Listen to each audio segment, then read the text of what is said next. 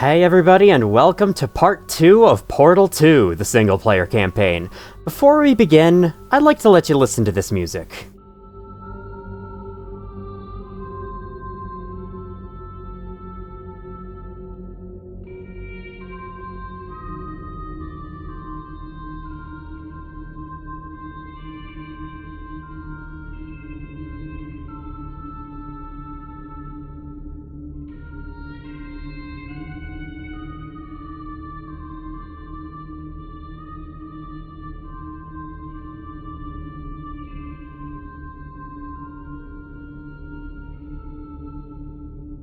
It is GLaDOS in her potato form singing to herself.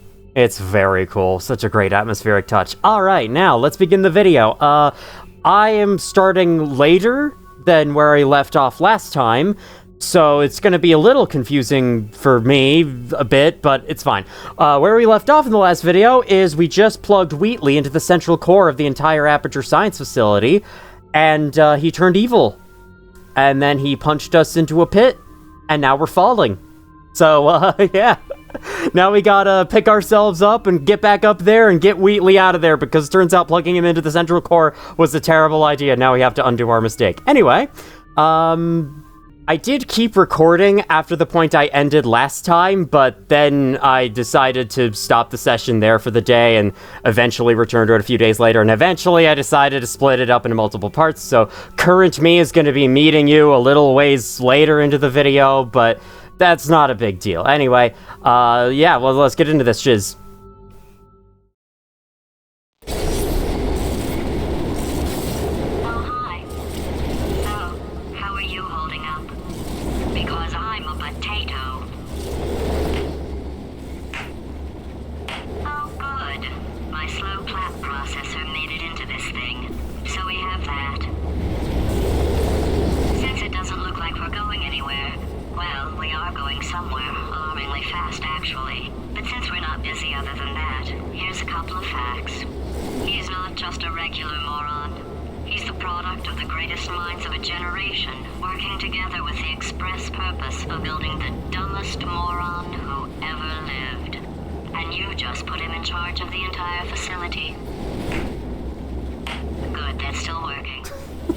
I love that joke. Just in case this pit isn't actually bottomless, do you think maybe you could unstrap one of those long fall boots of yours and shove me into it? Just remember to land on one foot. Yeah, I'm sure I can do that. That's definitely easy to do while I'm falling. That's definitely something I'm capable of. Well, a little late for that.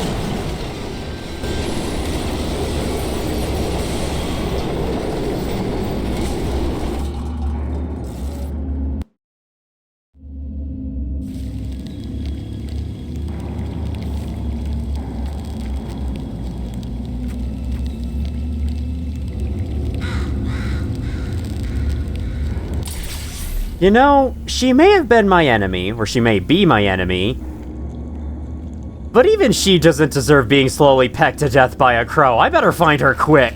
Alright, know what I was saying about how, oh, the facility's gonna look real pristine and well put together from this point onwards earlier? Yeah, that was a lie. Because we have fallen all the way down into the old parts of Aperture. Wheatley was just talking about this earlier, before he was evil. He was saying that the facility goes down for miles, and all of this stuff was sealed off years ago. This might be genuinely the hardest part of the game, and for only one reason. Finding where you have to shoot the next portal is harder here than it is in basically any other point in the game.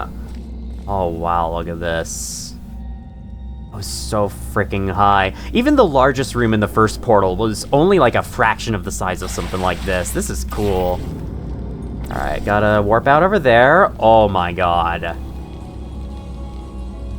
This skybox still holds up so well to this day. Like, this environment could have been in a game that released last year, and I wouldn't have blinked an eye. I wouldn't have batted an eye at all.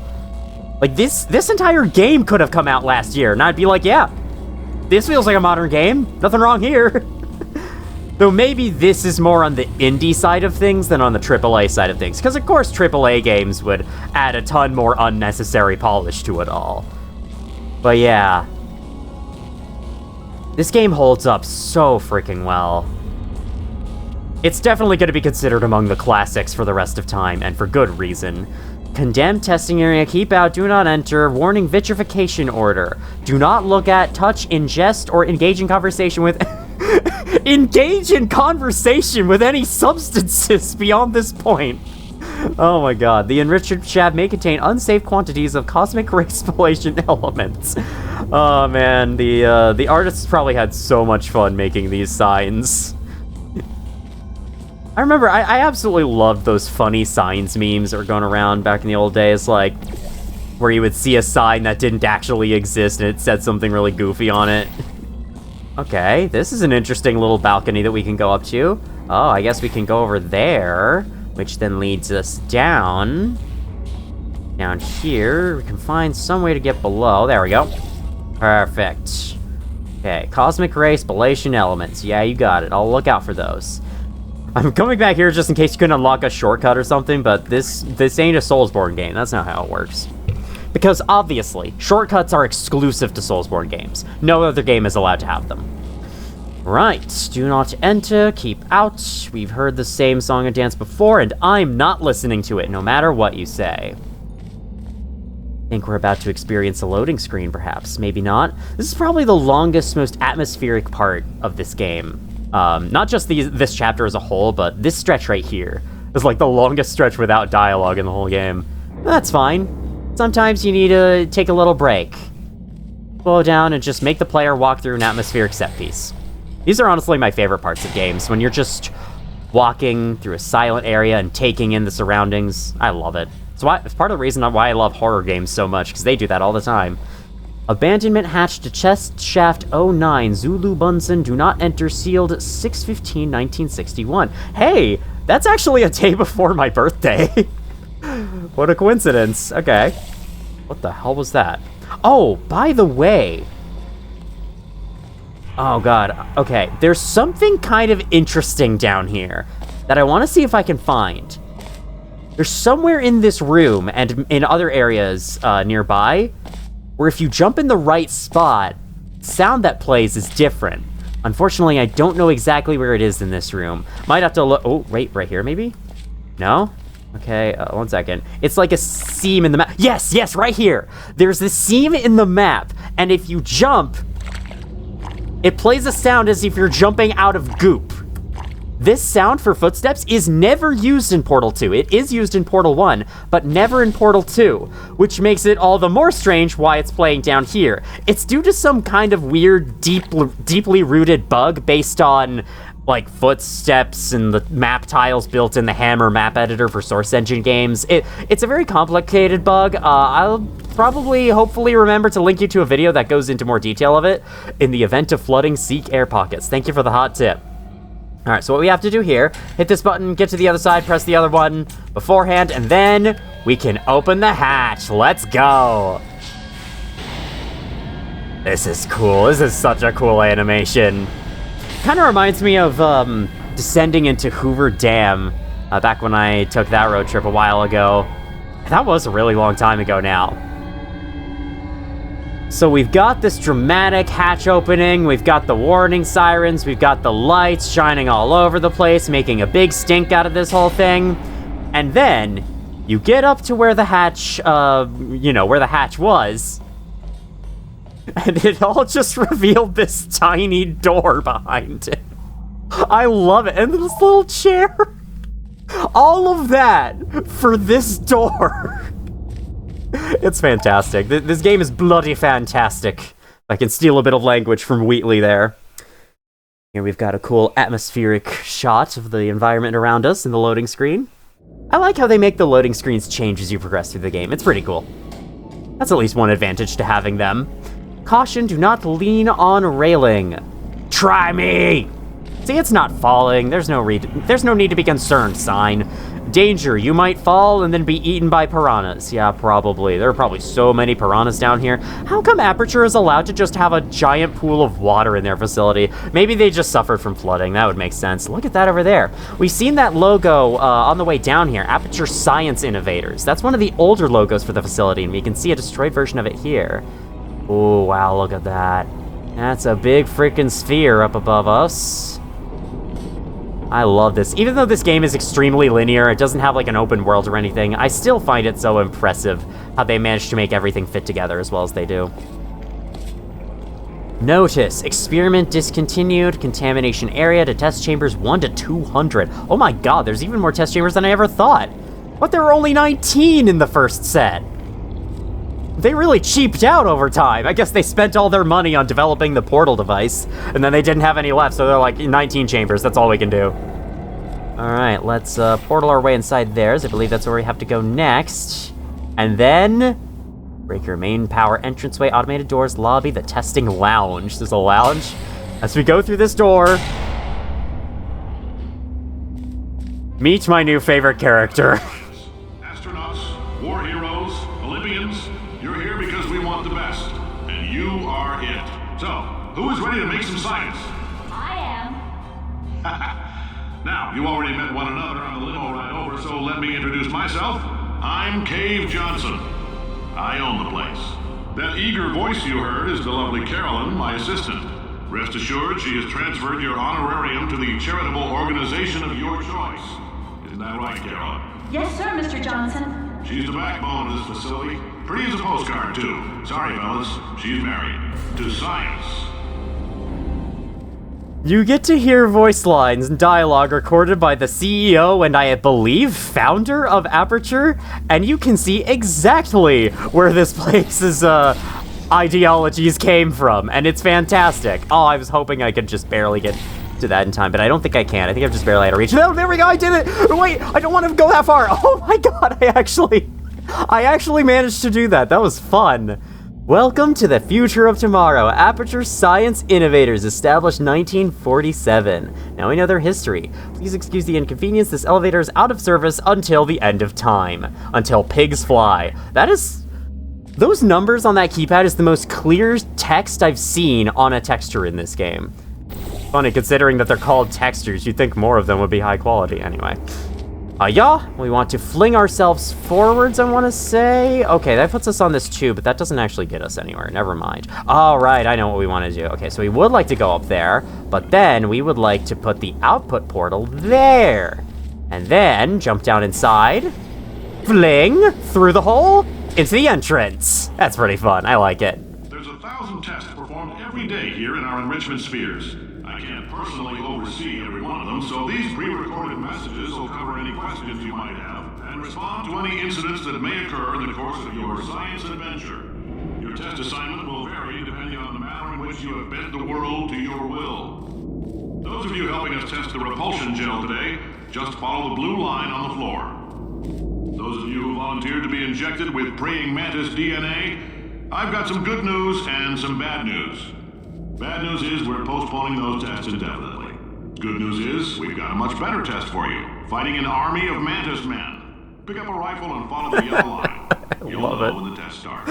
Oh, I'd like to fight an army of mantis men. Can I do that? Unfortunately, I don't see a yellow line or a blue line. They probably went here, but now the outlines are all that remain over time. Spirit of Idaho for the promotion of potato science. National Potato Board for the promotion of potato science. Okay. Best new science company at Aperture Science in the year of 1947. That's such high praise. Wow. Best new science company. How exactly were they the best? Cave Johnson, shower curtain salesman of 1943, Aperture Fixtures. So this is what the company was before they became Aperture Science. They sell shower curtains. I love that. Top 100 applied science companies. They got number 2 for Aperture. U.S. Department of Defense contract of the year, runner-up.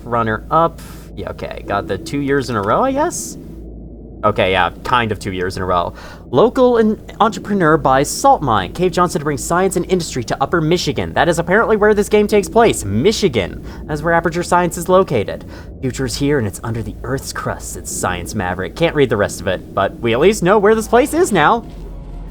Only makes sense something like this would be built in Michigan, am I right? I've never actually been to Michigan. I will not judge that place until I've been there at least once. And even then, I mean, there's many states that I've passed through but haven't actually, like, seen in detail. Like, for example, Wyoming. I think I've only ever passed through Wyoming. I've never actually been to a city long term there before, so I know next to nothing about that place. And as a result, it's one of the states I consistently forget about among all 50 of them.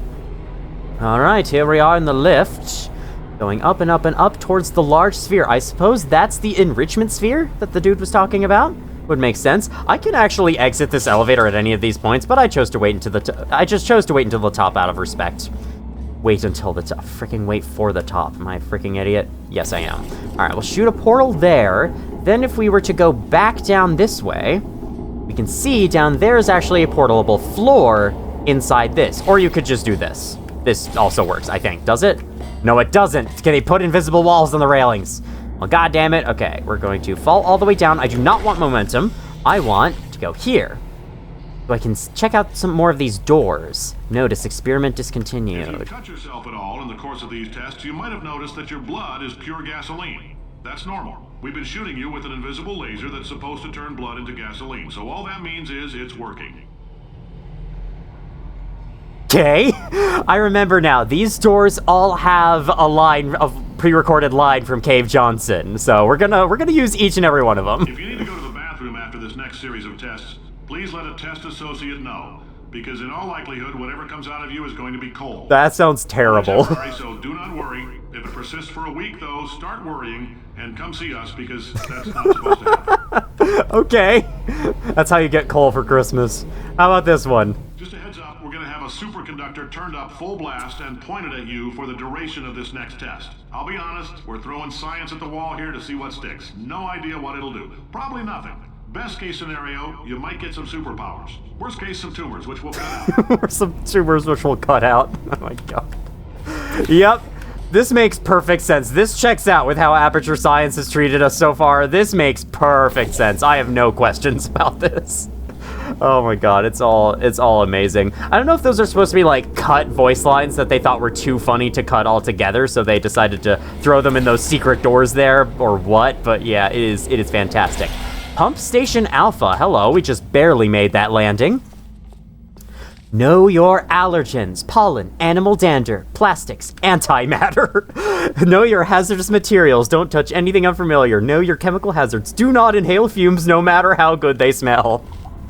Oh man, there's I'll be honest, even though I know it's bad for me, I do like the smell of cigarette smoke. Anytime that someone's smoking nearby, I don't mind it super much that's the freaking word I went with. Anyway, I don't mind it very much because I do think cigarette smoke smells good, as unhealthy as it is. And like, I know that the longer I stand there smelling it, I will start to have my lungs fill up with smoke and that won't be good, but still.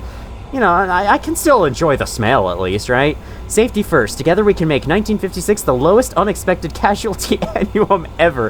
Aperture Science is not serious. There's no way this company would ever exist in real life. Not here. At Aperture, we do all our science from scratch. No hand-holding. I mean, that's the nice thing about fiction. You can make places that absolutely could never exist in real life and then send the player through them. All right, here we go into the first test chamber of this area of the game. Yes, indeed, there are test chambers, and they introduce a brand new mechanic.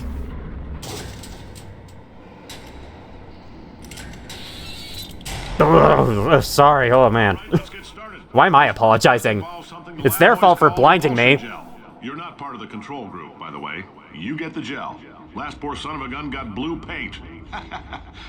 All joking aside, that did happen. Broke every bone in his legs. Tragic, but informative. Or so I'm told. You had a control group for this? What? Why would you need a control group? Sorry. That I can apologize for. Remember, this test is unsolvable without an Aperture Science portable quantum tunneling device. Very different looking than the portal gun that we have. They've certainly shrunk it down a lot. If you've not received one, please find a test associate before participating in any Shaft 09 enrichment activities. Seriously though, why would you need a control group for this? Like, what happens if a person drops down onto a vat of blue paint if we tell it it'll bounce them? Oh, it doesn't bounce them? Whoa, what a surprise, mind blown. We're really progressing science, guys. Repulsion gel was Aperture's first attempt to create... Okay, did you know Repulsion gel was Aperture's first attempt to create a dietic pudding substitute? Or dietetic, I don't know. It's true the gel is a sweeter, slightly less non-toxic form of fiberglass insulation that causes subsequently ingested food items to bounce off the lining of a dieter's distended stomach and out his or her mouth. For various reasons, the product was pulled from shelves. I wonder why.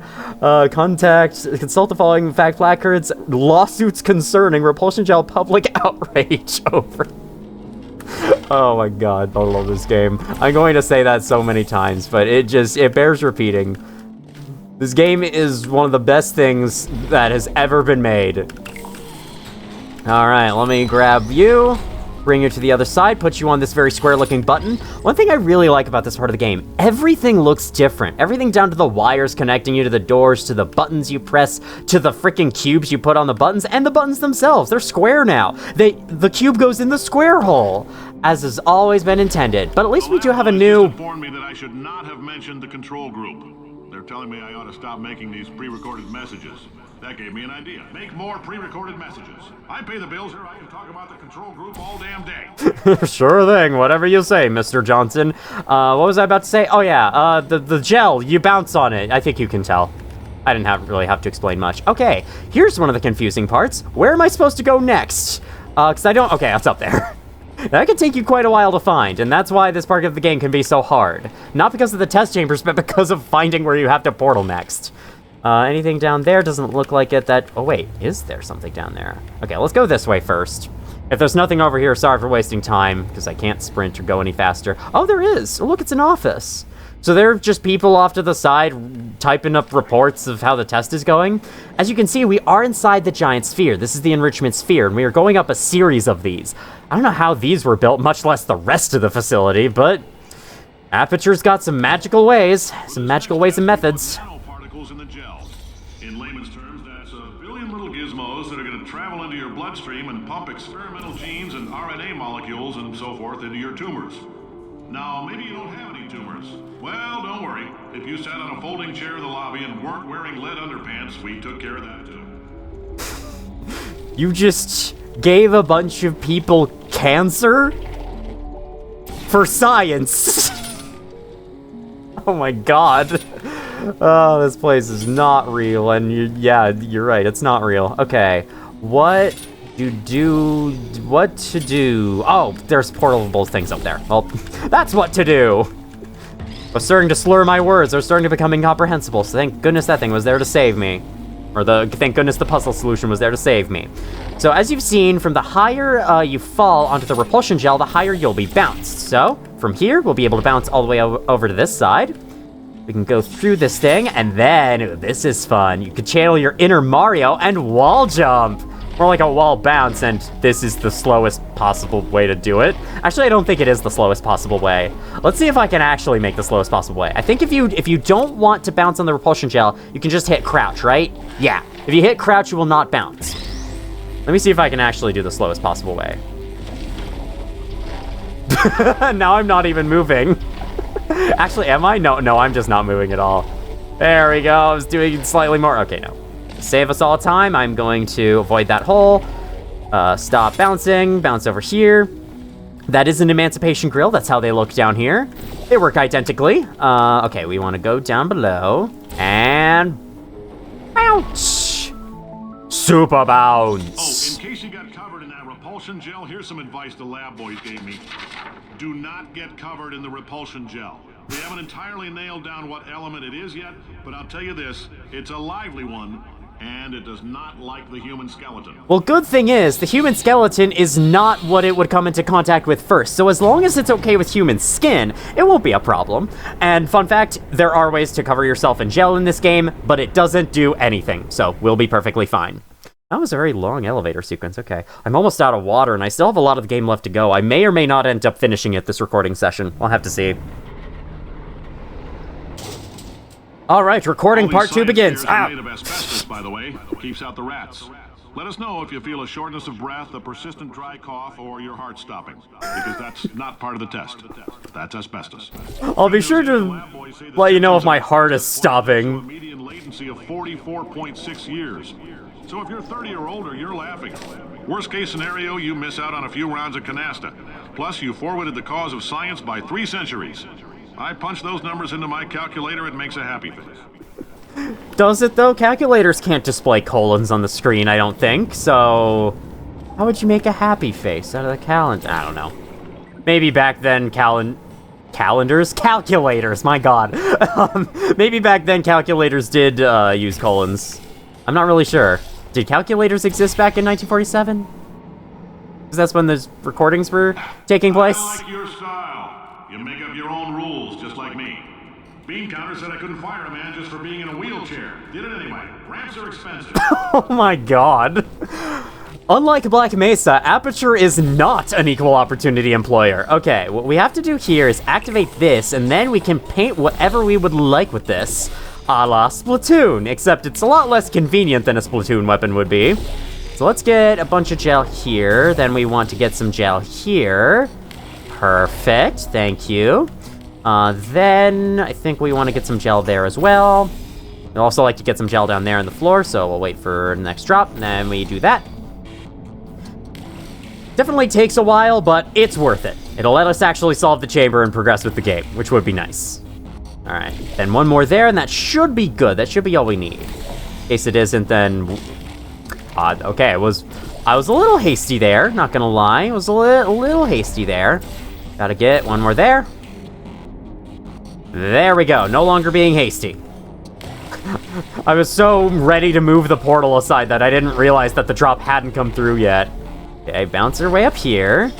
And I think we want to send gel flying out of that. Then eventually we'll want to set ourselves flying out of that very same portal.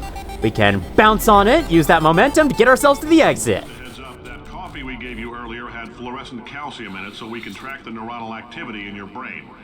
There's a slight chance the calcium could harden and vitrify your frontal lobe. Anyway, don't stress yourself thinking about it. I'm serious. Visualizing the scenario while under stress actually triggers the reaction. Then why tell me about it?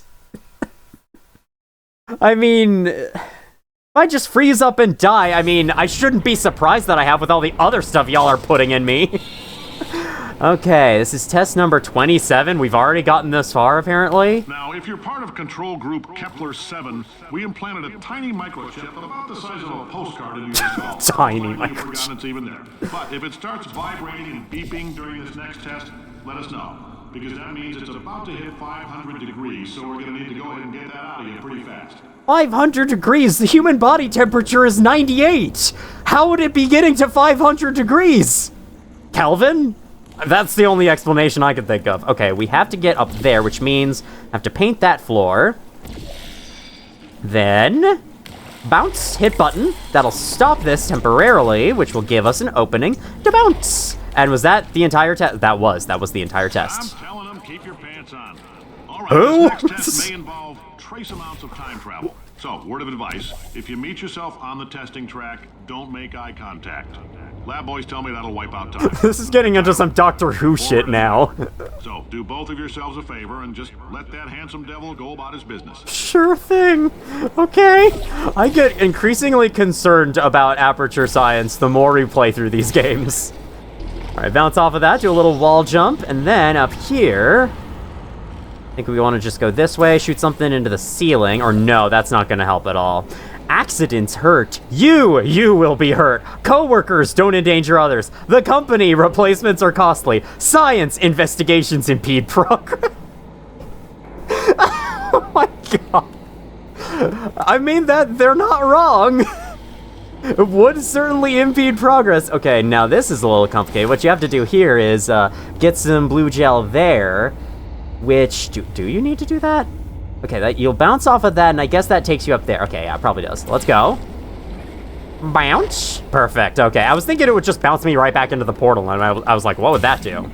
Yeah, see, this isn't portalable, but I feel like there are other parts of the game where that exact texture is portalable, so yeah. If you're hearing this, it means One weird thing about this game. on the catwalks between tests.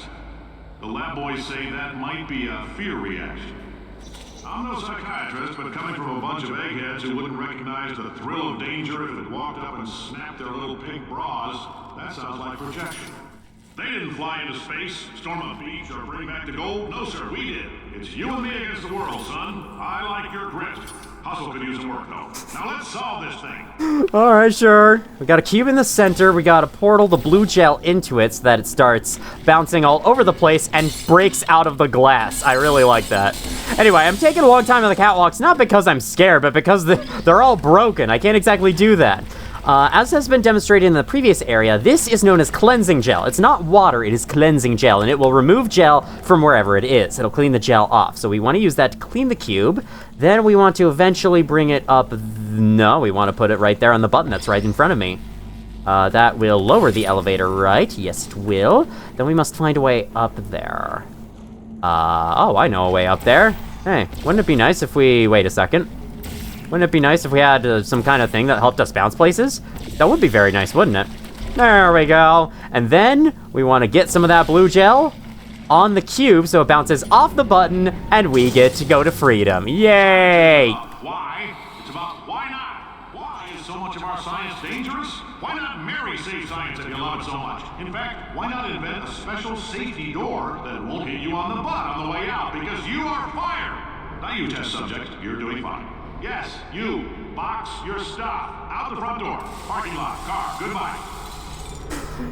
Dave Johnson and his personality is such a great piece of information to tell you why exactly Aperture is the way that it is. Like, you can see why Aperture became the way it is just from his dialogue alone. I absolutely love it. I think you got the idea the first time I said that. I just can't talk well today. The simple fact that you're standing here listening to me means you've made a glorious contribution to science. As founder and CEO of Aperture Science, I thank you for your participation and hope we can count on you for another round of tests. We're not going to release this stuff into the wild until it's good and damn ready, so as long as you keep yourself in top physical form, there will always be a limo waiting for you. Say goodbye, Carolyn. Goodbye, Carolyn. She is a gem. I have to say, how the fuck was this place not investigated so many times? Like, how do you build something like this and not have people knowing about it? Because clearly this is some kind of, like, secret operation, right? Well, I guess the entirety of Black Mesa was a secret facility, and that place was huge, too. So in this universe, people just don't notice shit. Elevator to surface. There's Cave Johnson. Okay, can't go anywhere here. What we can do is portal over to that place over there in the far distance. Now, it might sound like we're done with this part of the game, but in reality, we are not. We still have quite a ways to go. We have to visit Pump Station Beta, after all. Become a beta... no. Shoot this in the floor. And then land on this catwalk. Walk like a cat along the catwalk. None of these doors can be opened. Ah, I see. Okay. We gotta do that. Except, no, we can't do that. How do I go up there?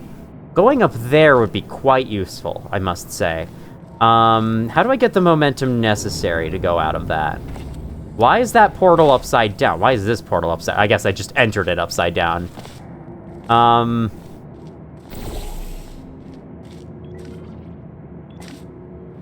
Okay, I can't exactly remember what to do here. I have to find some way to get up there, and I think I have to fling myself over there. Problem is... Oh! I know. You do this, that's blue, shoot orange up there, perfect. Flawless execution! Okay, now we activate gel pressure control, pump station beta is online. And now there's orange gel being pumped through the pipes. I was trying to say pipes and tubes at the same time, and that's why I had to stop myself a little bit there, because I had to decide which one I was actually going to say. Control room, okay. There's been so many control rooms in this facility, you gotta be more specific than that. Which control room is this? I'm Cave Johnson, CEO of Aperture Science. You might know us as a vital participant in the 1968 Senate hearings on missing astronauts. And you most likely used one of the many products we invented, but that other people have somehow managed to steal from us. Black Mesa can eat my bankrupt... Sir, the testing? Right. Now you might be asking yourself, Cave, just how difficult are these tests? What was in that phone book of a contract I signed? Am I in danger? Let me answer those questions with a question. Who wants to make $60? Cash. You can also feel free to relax for up to 20 minutes in the waiting room, which is a damn sight more comfortable than the park benches most of you were sleeping on when we found you. So, welcome to Aperture. You're here because we want the best, and you're it. Nope.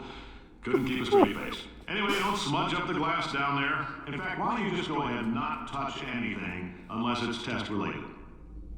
Apparently, Aperture was running out of ways to find people for test subjects, so they just kind of grabbed random homeless people in the cities and brought them in as test subjects. That is... Oh man, what a place this is. What a very ethical business this is. Alert your supervisor if you see an OSHA inspector. Department of Energy inspector, GAO accountant, undercover police officer, nuclear regulatory commissioner, FEMA coordinator, ordinary police officer, journalist, public works inspector, MSHA mine inspector, ATF, FBI, US Marshal. Oh my god, this game is the best. $60! Yes, I'm sure a ride on that cruise ship costs $60. Please take a number. 426. Hey, wait a second. Isn't that close to Chell's ID on the test subject thing? That guy looks like a Class D almost from SCP. Alright, now serving 23. I guess. Okay, that's the entire lower floor. Can't do anything down here, so we're gonna have to use portals to make our way up. So we gotta shoot one there, shoot one here. Hiya! Okay, where do we want to go? I think we want to go there, so let's cover all our options by checking this place out first, in case there's anything to see, which there isn't, but at least we get a look at some of the computers. Like, man, somehow these computers look even more ancient. Remember, if you see an orange jumpsuit, hit the red button. What does that mean? Alright, sure.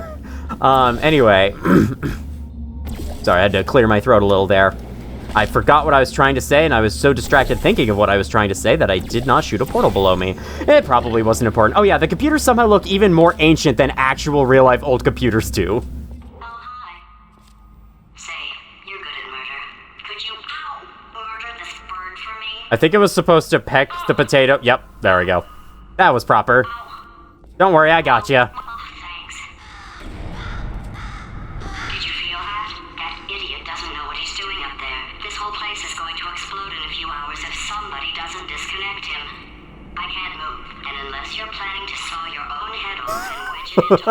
Would that work? Need me to replace him. We're at an impasse. So what do you say? You carry me up to him and put me back into my body, and I stop us from blowing up and let you go. No tricks. This potato only generates 1.1 volts of electricity. I literally do not have the energy to lie to you. Even if I am lying, what do you have to lose? You're going to die either way. And you are sitting on top of the elevator control button.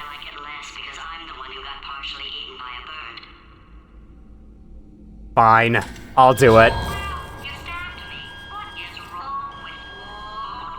Hold on. Do you have a multimeter? Never mind. The gun must be part magnesium. It feels like I'm outputting an extra half a volt. Keep an eye on me. I'm going to do some scheming. Here I go. Well, how'd that scheming go? Sounds like it didn't go very well. How long have I been out? That extra half volt helps, but it isn't going to power miracles. If I think too hard, I'm going to fry this potato before we get a chance to burn up in the atomic fireball that little idiot is going. Okay, let's get up there right away before you end up freaking destroying yourself. Fling across into the elevator, and we begin a new series of tests involving a new type of gel. Alrighty, it's an orange gel. Bet you can't guess what the orange gel does. Maybe it bounces you the opposite direction. Maybe it's 106's pocket dimension substance, and if you step in it, you'll be pulled down into his pocket dimension. Nah, nothing happens, don't worry. Just up ahead. The quicker you get through, the quicker you'll get your $60. Hold on. Carolyn, are the compensation vouchers ready? Yes, sir, Mr. Johnson. Why did I just... Who is that? What the hell is going on here?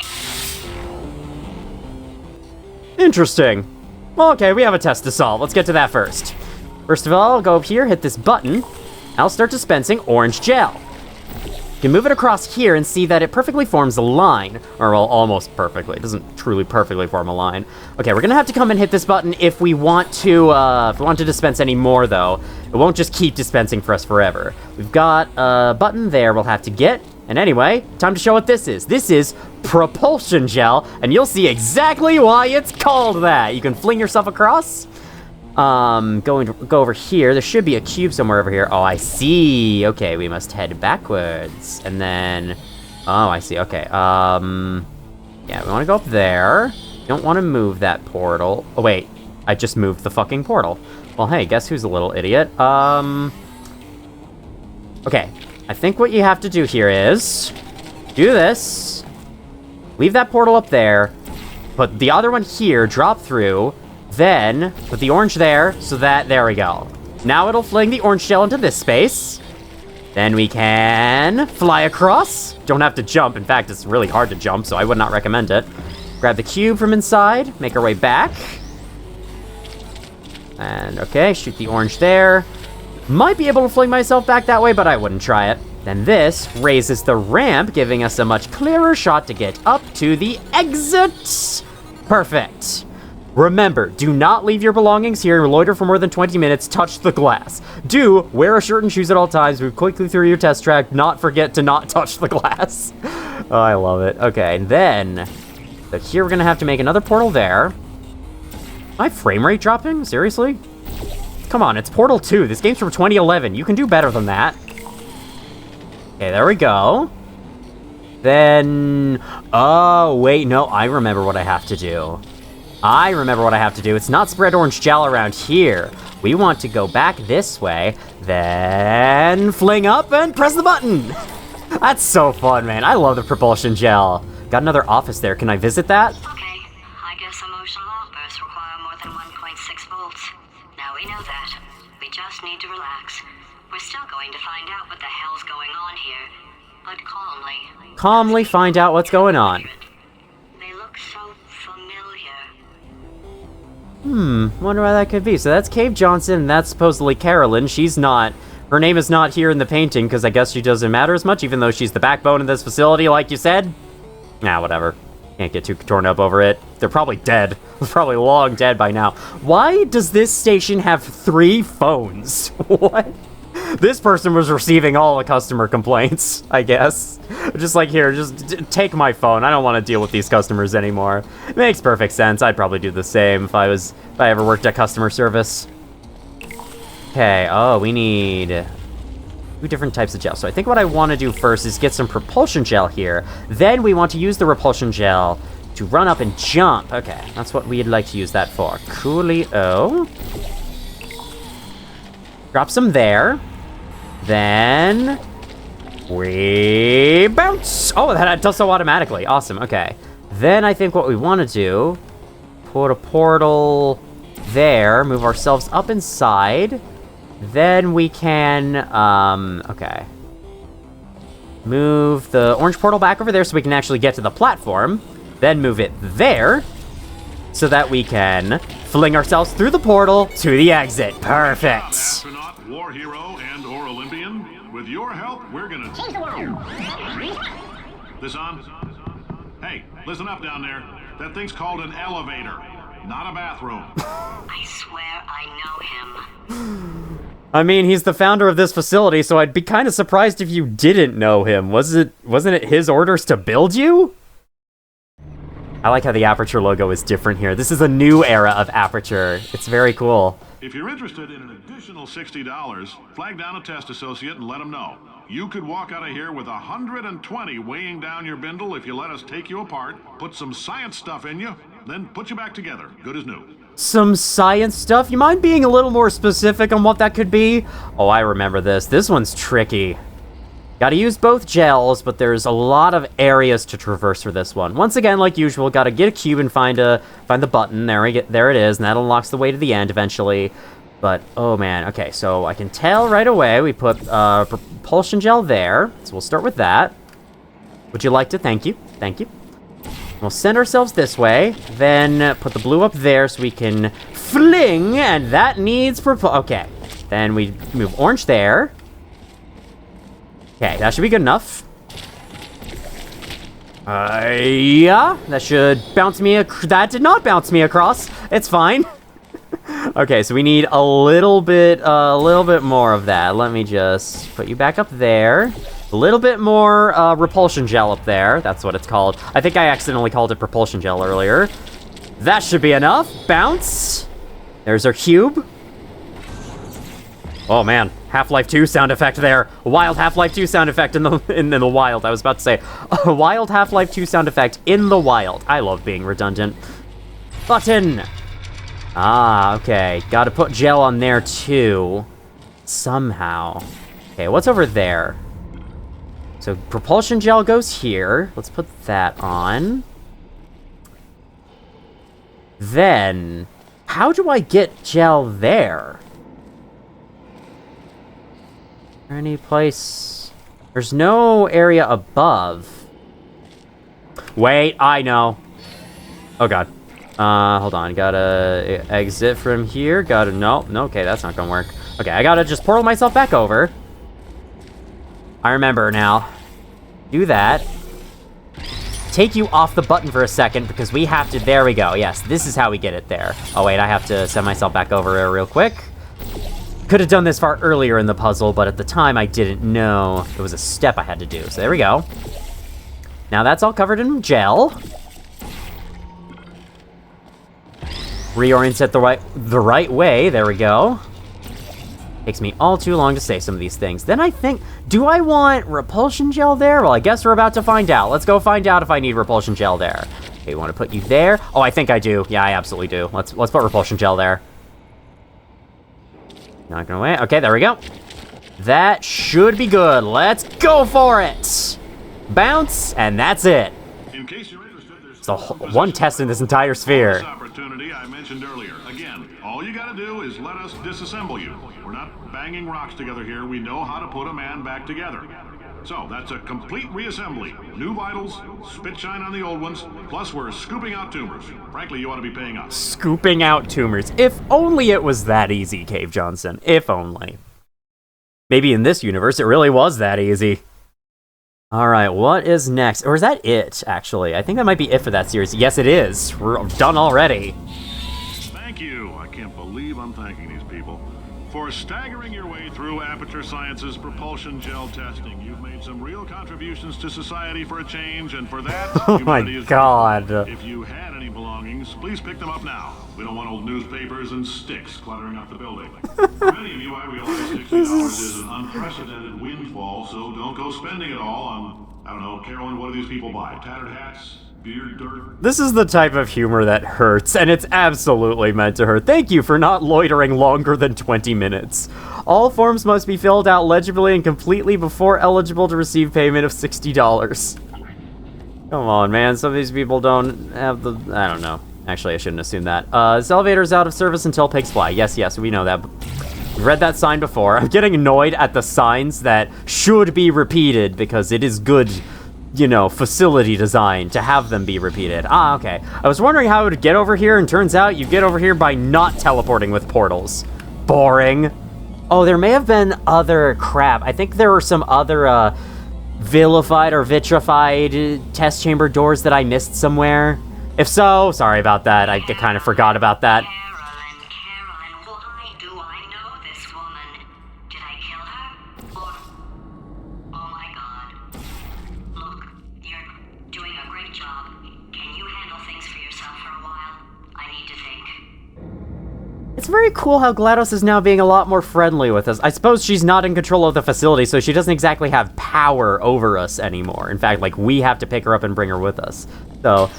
it's really cool to see kind of a friendlier side of GLaDOS, however, and it adds a lot to her character, which I'll discuss more later on. I might want to stop this recording session pretty soon, though. I don't know. I still don't know if I want to split this video into 2 parts or just make it all one video. I mean, we're late enough in the game at this point, I may as well just make it one long video. It's what I do best, after all. So, this gel here, the pump station gamma gel. This makes portalable surfaces, as you can see. The rest of that floor is not portalable, but that is. So I can use that, portal myself higher, bounce off the repulsion gel, and still not have enough momentum to make it. Okay, 1 second. Third tries the charm. Let's go for this. Keep holding down W the entire time. Perfect. Like a true speedrunner. Okay, we're gonna have to put a portal here, so let's start by doing that. Run past all the pistons. There we go. Carla the Complainer says, my new boss is a robot, but did you know robots are smarter than you? Robots work harder than you. Robots are better than you. Volunteer for testing today. Man, you've heard of motivational posters? Kill it! It's evil. It flew off. Good for him. think? Ooh, there's a door right there. That'll probably have a piece of dialogue. Let me go see what that says first before I solve this next part. Anyway, what was I going to say? Oh yeah, you've heard of motivational posters? Now get ready for demotivational posters, because that's what that is. Combatation testing area remains still if you are targeted. There's no button to hear dialogue. Okay, fine, I'll go back then.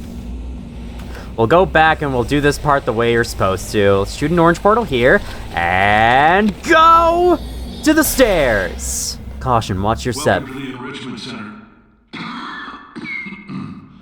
Since making test participation mandatory for all employees, the quality of our test subjects has risen dramatically. Employee retention, however, has not... I wonder why. As a result, you may have heard we're going to phase out human testing. There's still a few things left to wrap up, though. And the bean counters told me we literally could not afford to buy $7 worth of moon rocks, much less 70 million. Bought them anyway, ground them up, mixed them into a gel. And guess what? Ground up moon rocks are pure poison. I am deathly ill. Still, it turns out they're a great portal conductor. So now, we're going to see if jumping in and out of these new portals can somehow leach the lunar poison out of a man's bloodstream. When life gives you lemons, make lemonade. Let's all stay positive and do some science. That said, I would really appreciate it if you could test as fast as possible. Carolyn, please bring me more pain pills. Aperture Science, let's work together with androids. That guy looks like the Finder logo on Mac. There we go. It took me a while to remember Mac. I've been using Macs my whole life until now. Please do not test if you are allergic to lunar sediment and or starch. You have fulfilled your monthly test self-election quota. You were confident enough of your work performance to unvolunteer from the self-election process. Oh my god, wait, hold on. Self-election, oh, I see. Electing myself for testing. Alright, I'm going to stop this first recording session here because I've been playing for almost 3 hours now, and there's still a decent chunk of the game left, and I'd also like to play on a day where I'm better at actually talking and forming my words when I discuss things moving forward to the end of the game. So, this will just be a quick cut. I'll be seeing y'all in 1 second, but let me just save the game real quick. That's today, right? Yes, January 4th. That's an autosave. There we go. Yes, overwrite the save. I literally don't give a shit about my old save. Alright, see you guys in a second. Alright, I am back, finally. It's only been like 3 days, don't worry about it. Okay, so I believe where we left off, we just flung over there and we turned on the white gel, and now we're about to have to solve a puzzle involving it, because you know how this works. You turn on a gel, you have to use the gel.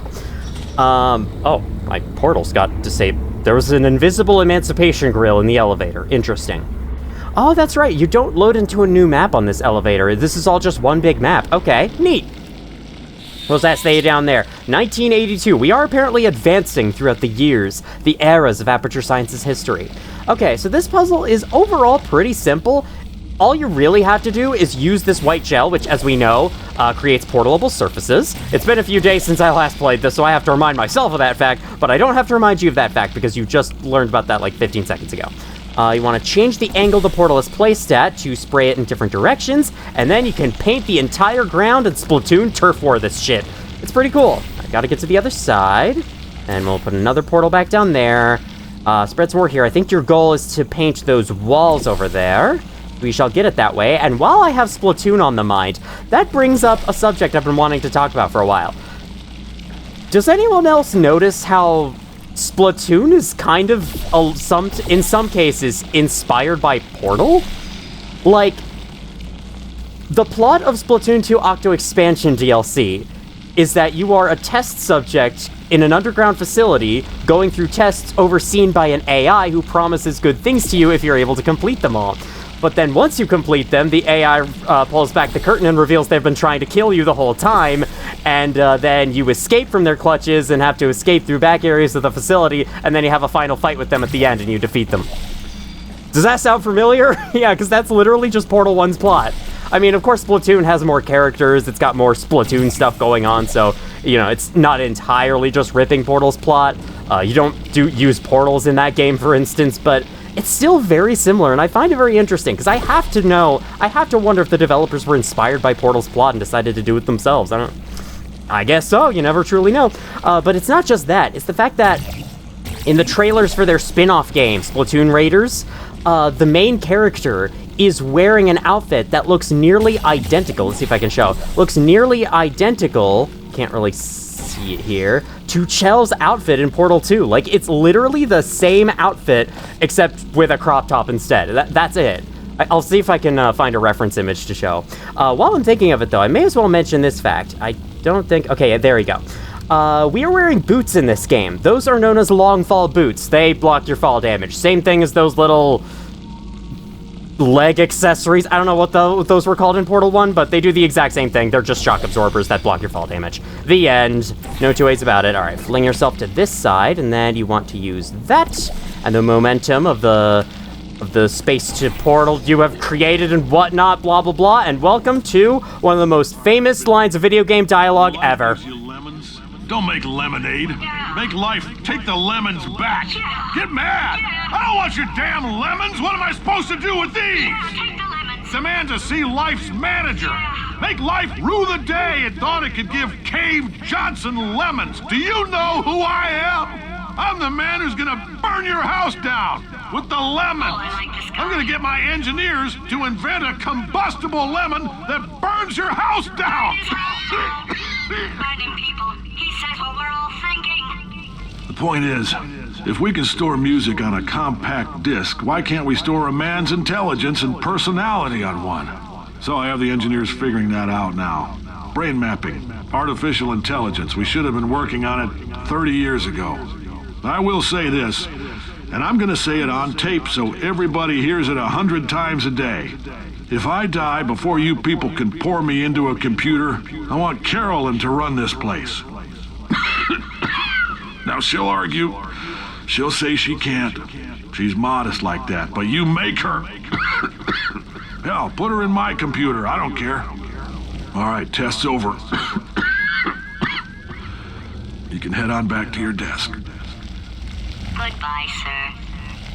Do people always spell all right like that with two L's? Because I've always spelled it with one L. Is this supposed to be done with two L's? I've seen it in two different, like, subtitles of games recently, and I'm wondering if that's the actually correct way to do it, and I've just been wrong the whole time. Anyway, that whole exchange there is very eye-opening, very enlightening, not just showing us Cave Johnson's character just straight up. I absolutely love that, like...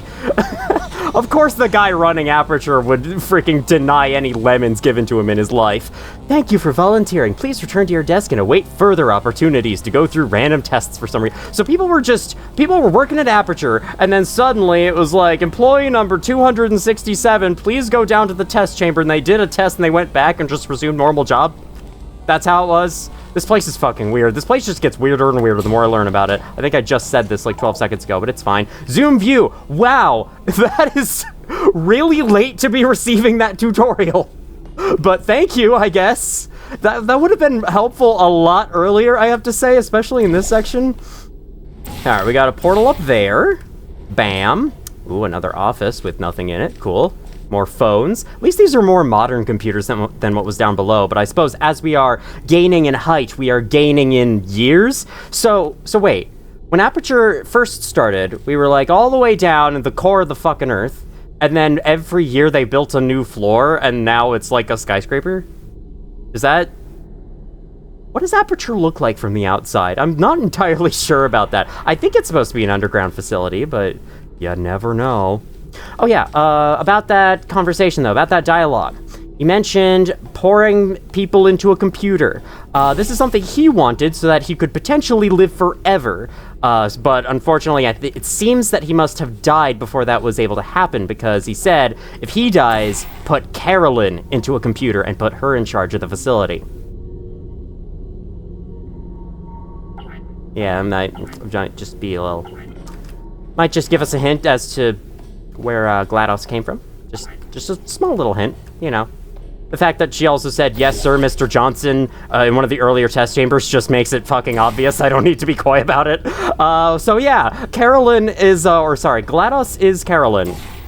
Or she is at least using Carolyn's mind, her consciousness, and maybe twisting it? I don't know. I'm not entirely sure if it's supposed to be like, this is Carolyn's intentions. Carolyn secretly hates everyone who works at Aperture and decided to kill everyone with poisonous neurotoxin, or if that's just something that happened because it was an AI, and putting an AI in charge of your facility ain't the greatest idea. You know, especially when they are deliberately murderous. But yeah, I'm not sure why Carolyn inside the computer decided to become so murderous, but that's what happened. That's where we are. Alright, portal ourselves up, and now, I think that's, yep, you know what that means. It's time to jump, fling ourselves up, right there, and right there. Oh wait, no, you can just go there. Perfect. Wait, no, never mind, I smacked into a wall. Wait, never mind, that was perfect. Okay, there's nowhere else to go up there, cool. Open you. Loading screen. I would have much preferred just the little loading text in the middle, but a fade to black is fine, I guess. Fill up the orange circle with orange gel, presumably, and we're But that crazy man down there was right. Let's not take these lemons. We are going to march right back upstairs and make him put me back in my body. And he'll probably kill us because he's incredibly powerful and I have no plan. Well, I'm not going to lie to you. The odds are 1,000,000 to 1, and that's with some generous rounding. Still, though, let's get mad. If we're going to explode, let's at least explode with some dignity. Yeah, that's a good way to think of it. It honestly is. You know, you might be dead, you might be absolutely screwed, but you can at least try to survive. You can at least try in a last-ditch effort. It might work out, you never know. You might be living in the one universe where Thanos is defeated. Okay, how do I go from here? I thought you could jump off of that platform, but seems like you can't. Maybe you can access a portable wall on that platform. Oh, you sure can. Look at that. That's not a... Never mind. You know, if the crosshairs told me that was portable, that would have been a great help, but I guess, it's hard to find good help these days, as the Half-Life scientists say. I know what you're supposed to do. You're supposed to do that. Because I forgot that you can portal those. Makes perfect sense, though. Makes perfect sense you can. They are bright, and they are big enough, though they don't look big enough at first sight. They are big enough. All right, fling, and we gotta use gel. So let's get you down. Okay, do we need... I don't know if I can bounce the gel droplets off the repulsion gel. I don't think you can, but it would be very fun if you could. So let's do that. Drop... Hey, how about you move in the air? That would be nice. Bounce off of you, and now we are here. Okay, then we just fling ourselves. Caution! Hole! Oh no, not the hole. Not the evil hole. Oh no.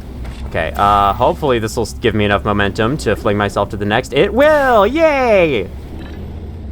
Perfect. Still not quite done. We got another gel puzzle in the next room. Recording is working, right? You know, I have a habit of not checking recordings on Omen C2. I think, like, whenever I would record a Let's Play for the main channel, at least one point early on, I would look over and make sure, hey, do the meters look okay? Hey, is the video showing the game? But for Omen C2, I have not been doing that very much. Okay, we need to spread you. What's the only portable surface in this room? It's you. That does not help at all. Or does it? Does it help? Oh, it might help. Oh, it could potentially help. It's not helping, but it could potentially... Oh, it is not helping still. Okay, where... You! I don't... What am I doing? Wait, okay, I think I'm supposed to get it... I'm supposed to cover that, because I'm supposed to shoot a portal on there. There it is. Just had to find it first. There we go, and it runs off the side. Now... Okay, now we want... You there. You there. This will create a line of orange. Perfect. I like how the propulsion gel comes out in a line whenever you hit something with it. Okay, and then what you want to do is you want to use that repulsion gel to your advantage. Charge up, jump into this one. That'll give you enough momentum to get up here, bounce off of that, and what? I know. I know. You know that I'm not telling the truth. I know. You know. That's on the ceiling. God damn it. Not quite what I wanted. There it goes. Aim that down to the ground and then put the propulsion gel on that. It's repulsion gel. I'm an idiot. I forget the names of things. I don't know why I am keeping this bit going. Alright, let's do this. We got the two bouncies in place. Let's bouncy, and then let's bouncy a third time. And as we all know, the third time's the charm. I just clipped through that pipe. My head is selective permeable. Oh no, okay, I remember this. Oh wait, what am I saying? Oh no, this is actually kind of cool. So, shoot this out here, then it bounces into that vent, and the vent spreads it all over the room, basically letting you portal anywhere you want to. Then up there is your ultimate goal. Yes, that's a little fun fact about Portal 2 that I have yet to mention. What in the fuck? Oh, it's diagonal, I forgot.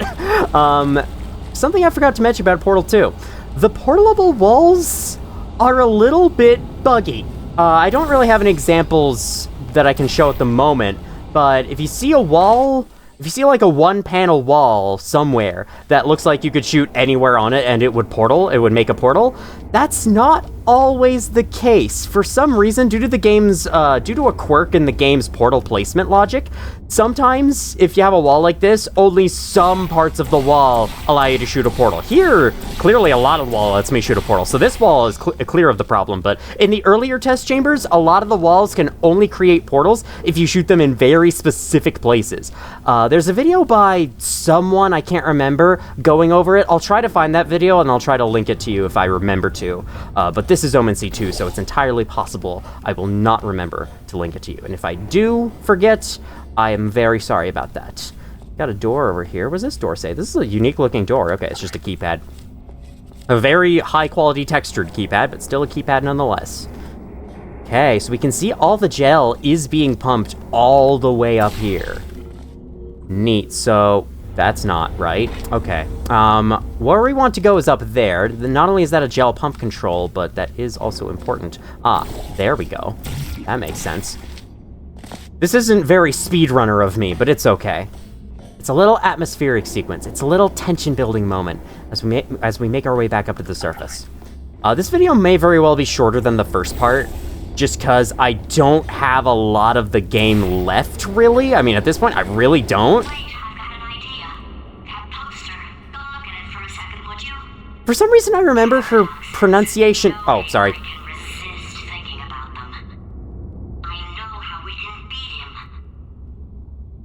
Stand still, remain calm, and scream, "This statement is false!" Apparently, this confuses robots, at least in this universe. And I'm sure it would probably at first confuse AI in real life, but they'd probably program a way around it, knowing AI developers. They just need to constantly be advancing their shit. Wow, this computer doesn't have a brand. It's probably Aperture Science exclusive. The keyboard doesn't have letters. You just have to remember what goes in each key. You know, that would be interesting. What if I just got a completely unlabeled keyboard and tried to use it? That could be kind of fun. Like a keyboard where I just have to remember where the keys are from memory. Because, like, I can type without looking at the keyboard. So could I use that effectively? I mean, when it comes to special characters, I definitely have to remember those all over again, but I feel like I could use that. I could use an unlabeled keyboard pretty normally, for a lot of the time anyway. Especially playing a game with it could be interesting. If the game is like, press G to do something, I'm like, where's G again? It's right next to F, which has a dashed line on it, and that would probably still remain on an unlabeled keyboard. Then again, would it? Doesn't have to. Okay, I wonder if there's a way to fling yourself onto this thing early. There might be. There probably is. If there is, I'm sure speedrunners take advantage of it. I am no speedrunner, though, so I shall wait patiently. I shall pate patiently. Let's get up there. Gotta be close.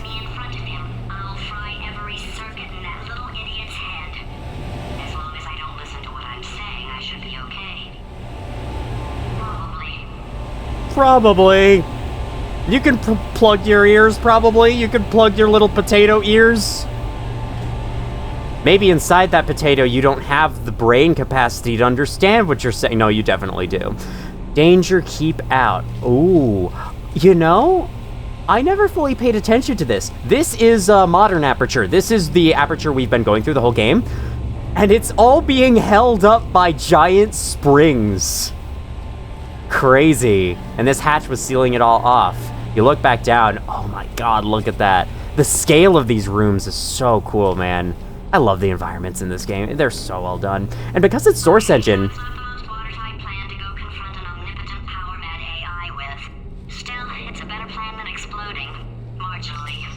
I can certainly agree with that. It's better than no plan at all, which is what we had up until this point. What was I saying? Oh yeah, because it's Source Engine, a lot of low-end computers can run this game really well. Like, I was shocked at how well this game ran on my little MacBook I was using earlier. I even recorded a full playthrough of this game on my main channel on that MacBook. And it worked surprisingly well. Or actually, I don't think it was that one. I think it was different. Well, still, it worked surprisingly well. Chapter 8, The Itch. This is the second to last chapter of the game. There are only 9. I don't know why there aren't 10, but hey, I didn't develop the game. Welcome back. For God's sake, your boxes with legs. It's literally your only purpose. Walking onto buttons. How can you not do the one thing you're designed for? Well, he seems to be frustrated with something. What the hell's he doing? Warmer, boiling hot, okay, colder, ice cold, your arms. None of them were even close, buddy. Cold. Very, very, very cold. Look, just get on the button. Extremely cold. They're wandering in random directions. It's funny because we've been in this for 12 hours and you haven't solved it either, so I don't know why you're laughing. One of them's laughing at him. Solve it. All right, well, he's in a predicament. Let's interrupt him. Let's solve the test for him. Or let's force those things to solve the test for him. Whatever we're gonna do, we're gonna do it. All right, here's an elevator. Those things, those are cubes fused with turrets. He seems to have been doing some experiments while we were down there. Some very quick experiments, I must say. It's been, I guess, well, he hasn't been spending a lot of time maintaining the facility, so he'd have a lot of time to do stuff like this. Does make enough sense. Got an emancipation scroll before we enter? That's a little weird. Ah, yes, the puzzle of picking up a box and putting it on a button. I'm not like this is what we do in level 1. Ah, yes, I knew you'd solve it. Hey, moron. Oh, hello? All right, paradox time. This sentence is false. Don't think about it. True. I'll go true. Yeah, that was easy. I'll be honest, I might have heard that one before though, sort of cheating. It's a paradox. There is no answer. Look, this place is going to blow up if I don't get back in my body. False. I'll go false. Explosion imminent. Evacuate the Hold facility on. I immediately. thought I'd fix that. Warning.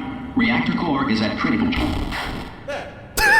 Hey, it is great seeing you guys again. Seriously, it turns out I'm a little bit short on test subjects right now, so this works out perfect. And off we go. You know, I don't know how that plan could have failed, but I didn't expect Wheatley to be such an idiot that he would have no concept of what a paradox is. But I suppose it makes sense. He is supposed to be an idiot. He was designed to be an idiot. As we can see, though, all of the turrets inside the cubes, they did know what a paradox is because now they're all broken. Crazy. Okay, well, I'm not going to kill them in the emancipation no grill. idea what it's like in this body. I have to test all the time, or I get this itch. You know, it must be hardwired into the system or something.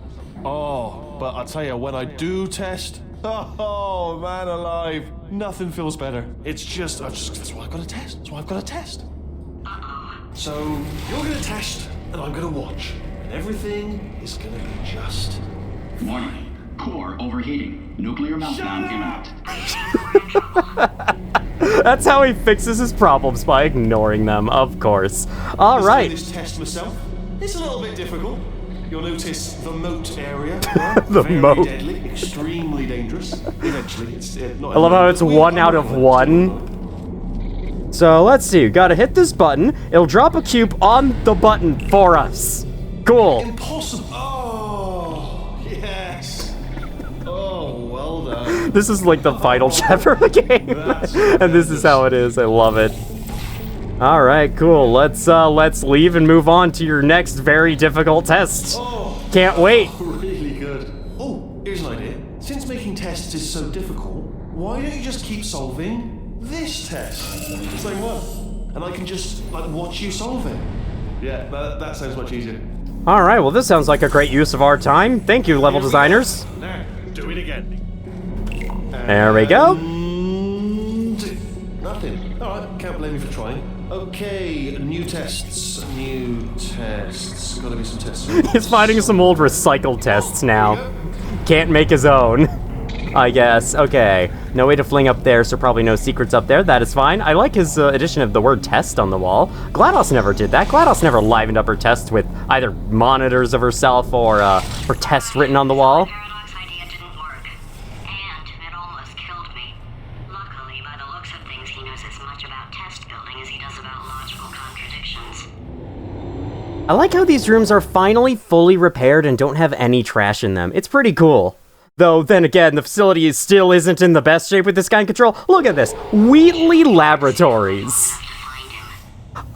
I thought no one could have been more of a narcissist than GLaDOS, but I've been proven wrong. He's named the whole facility after himself now. I mean, when you're called an idiot your whole life and you're just nothing but kicked around, people say you're in charge of something when you're really not. I suppose I would do the same in his position, but we'll talk more about that later. All right, actual test number 1. Some more tests. This is one of my tests. Not entirely, not entirely. Look at the word test there on the wall. That's brand new.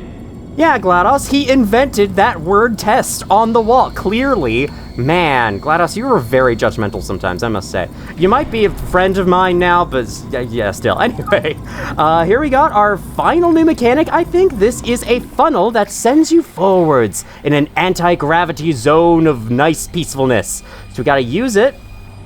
Send the funnel through the portal to carry ourselves over to this cube, bring it down to the button. Pretty simple. I like how the first test introducing a new mechanic is always just find cube, put it on button. I mean, that's what most of the puzzles are, really, but still. Okay, we do have to portal our way down there because there's no way to get past the funnel just dropping down. Come on, there we go. Perfect. The button is not down here. Well, hey, that would have been good to remember. Wait, yes, it is. It's on the ceiling. I forgot. Very new spin on it. Seriously, both of you. Why don't you two go on ahead, yeah? I'll catch up with you. What do you mean catch up? You're watching us the whole time. Whatever. Now, so they can kill us. The good news is, well, none so far, to be honest. I'll get back to you on that. The tests are my tests so they can kill us. That implies that every single test of GLaDOS's was designed to kill the subjects. Wouldn't be surprised. That's just her thing. All the tests, but I can't. Sorry. You're on your own. Oh, okay. So before we go on, there is actually a funny story I have. So I had my mom play through this game because she's a fan of puzzle games, and I thought, hey, why not let her play through this amazing experience? And she did go through the whole thing, and she really liked it. But in these final few test chambers, which get really hard and complicated, whenever she got stuck, she would always spam E to shake GLaDOS because she did not like GLaDOS from her first playthrough of the game, which is understandable. I mean, GLaDOS calls you fat and adopted all the time throughout the entirety of chapters 2, 3, and 4. You have to spend so long where they're calling you trash, calling you names and things like that, so it's a way that you could get petty revenge. I love it. Anyway, next test. Probably not going to be too much harder. I just test myself out of smaller tests that I found lying around. Jammed them all together. Buttons, got funnels, bottomless pits are involved. It's got it all. It's got it all. Absolute dynamite. GLaDOS would definitely not have this many open holes to the abyss of aperture, but sure, you do your thing. Alright, let me float to the other side. Oh yeah, I forgot! You can actually damage Wheatley's screens. There's a way to do that in every test. I forgot to do it in the first one. I'll try to figure out how to do that now. I think I needed to do something else. I don't think that was the right call. I can see myself floating over there. That was fun. So we gotta go over here. Alright, okay, this is taking too long, okay? I'll just tell you how to solve the test, okay? See that button over there, alright? You just do... That's why I can't help you solve the tests.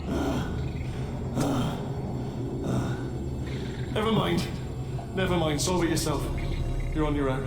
So not only did they give their central AI a programmed-in euphoric response to successfully guiding a test subject through a chamber, but they also have them hooked up to like a shock collar that goes off if they try to help the subject solve the test. I love it. Alright, it's definitely something Aperture would do. Alright. Get the cube, let it drop into the funnel, be caught before it gets into the pit, then you bring it up here, and then, yeah, you put it on that. Cool. Yeet. And then grab, and then yeet. Yeet it onto the button. Yes. Perfect. Well done. I know we're in a lot of trouble and probably about to die, but that was worth it. Yes, that was absolutely worth it. I'm right there with you, GLaDOS. All right, let's keep going through this. I like how the silver keeps shifting in the... Good news. He's going to run out of test chambers eventually. I never stockpiled them. That's some good news, but you had like hundreds of them, right? Potentially? Did you ever say that? I don't know. Anyway, what was I about to say? Oh yeah, the Aperture logo looking all like golden and silver on that screen. It looks very chaotic. Definitely fits with the state of the facility right now. I like it. Cool visual design. That's all I had to say about that. Don't start yet, don't start yet. You are not going to believe this. I found a sealed-off wing. Hundreds of perfectly good test chambers just sitting there, filled with skeletons. Shook them out, good as new. Skeletons. Right, I guess I did stockpile some tests. Well, there goes the good news. Oh, you know, I also forgot to break his screen in the last one. Well, that's okay. I'm not going for, like, achievement runs. There we go. Be honest, you can't even tell, can you? Seamless. Yeah, I can't tell at all. I have to say, I absolutely love this. I love the change in how the test chambers are constructed between GLaDOS and Wheatley.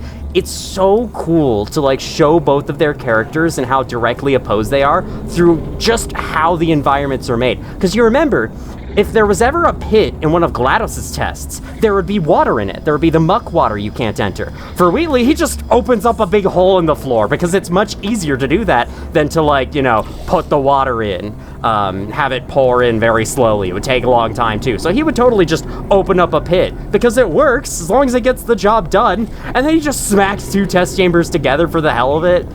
It is so cool how they use the construction of their environments to show the differences between two characters. I did not realize that that would work, which is why it took me forever to shoot that. Anyway, we can see this cube will be dropped, or they're called Franken turrets, because they're Frankenstein turrets and cubes, you know. It'll be dropped right here, so we'll have to catch it, and I think we can use this for that? I saw you putting that target into place. You were not prepared with that, Wheatley. Come on, be quicker on the draw than that. Alright, then we portal you this way. And we have to carry you back. Okay, we gotta... yup. If you drop the Franken turret in that orientation, it will actually hop in the direction you place it. So keep an eye on them, or try to, like, fling them around so they don't land upright. Because if they do land upright, they might move out of the way. If you have them placed wrong, they might fall into a pit and die. And that would be very sad. You do not want that. Okay, so now what we want to do is this. Feels very weird using the blue portal for this for some reason. Yeah. Perfect. And then we want to move you in front. Here we go. Here it comes. Okay. I just realized I forgot to break his screen again. Whatever. At this point, I'm not doing it. Oh, disappointed. Wasn't as good that time. It's happening sooner than I expected. Uh-oh. We'll be fine. Yeah, we'll be very, very fine. Let me just have a drink of water on this loading screen. I'm recording this at, I have ice in my mouth, hold on. Probably nothing. Keep testing while I look for a way out. That's probably nothing. Probably nothing. Remember your evacuation? Yeah, we've seen this before. It's just cool to be able to see it on every single screen lit up all at once. For now, anyway. I'm recording this. I just noticed that one guy is doing it off pace from the others. Anyway, I'm recording this at 10 p.m. Because right now I actually have slight schedule. I have it slight scheduled. So that last test was seriously disappointing. Apparently, being civil isn't motivating you. So let's try her way. All right, Fatty, adopted Fatty, Fatty, no parents. That the best you got? What? What exactly is wrong with being adopted? What's wrong with being adopted? Lack of parents. For the record, you are adopted, and that's terrible. And also, nothing. But some of my best friends actually are orphans. Also, But look at her, you moron. She's not fat. I am not a moron. Just do the test. Just do the test. Okay, I'll do the test. I forgot she said that. I forgot she said, you are adopted, and that's terrible. According to GLaDOS, being adopted makes you a terrible person. I don't Is that why you called me a terrible person in the first portal, GLaDOS? Maybe you should be shaking around a little. Anyway, so we want to get this turret out of the way, or do we? Because then that could help break his screen. Whatever. It's fine. I don't care.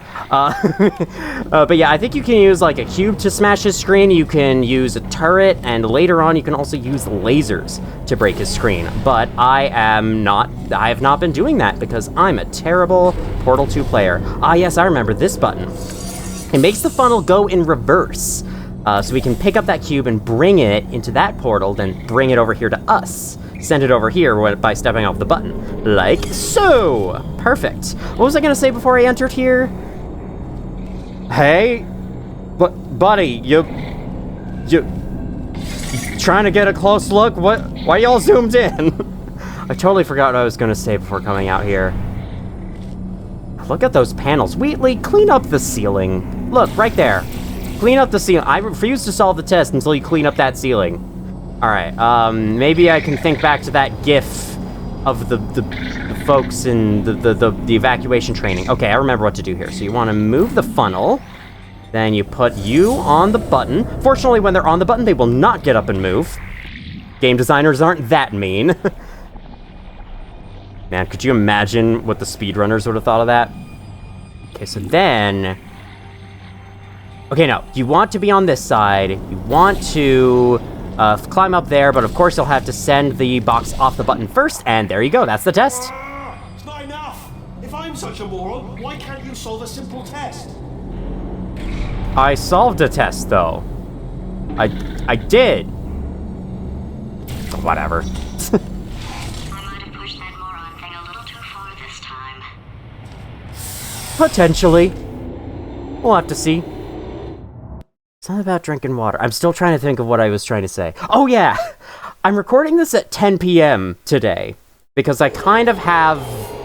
Oh, dear. Now he's playing classical music. I kind of have it scheduled to do the Portal 2 co-op session, the first session of Portal 2 co-op campaign tomorrow, and I really wanted to have the single-player game done by then, so now I kind of have to record it today, and that's why I'm doing this. That's why I'm recording at 10 p.m. Normally I record in the middle of the day, or sometimes maybe 7 p.m. if I'm feeling like it, but today it's gonna be late. It's gonna be a late recording. That's fine with me, though. I like late recordings. I should do them more, honestly. Sorry. I hope that didn't disturb you too much then. It was the sound of books. Pages being turned. So that's just what I was doing. Just reading, books. So not a moron. Anyway, just finished the last one. Just now the hardest one. Machiavelli. Do not know what all the fuss was about. Understood it perfectly. Have you read that one? Yes. Yeah, doubt it. Well, on with the test. Next time there's more books. Well, there's not. That's the only book? Machiavelli is the only book Aperture Science has? You know, I have to say, this chamber really reminds me of how much fun it was to rediscover and, like, re-experience this game within the previous year. Because when I first got into this game, I was a kid, and I still found the game very funny, but I didn't get a lot of the nuances in the dialogue that I do now. So coming back to it as an adult and picking up on all those little nuances, it's making me appreciate the game all over again, and I really love it for that. Okay, this is kind of just a spin on the first Aerial Faith playtest, but of course it's using these funnels. I think these have a very Aperture Science-y name to go along with them. They're not just called funnels, but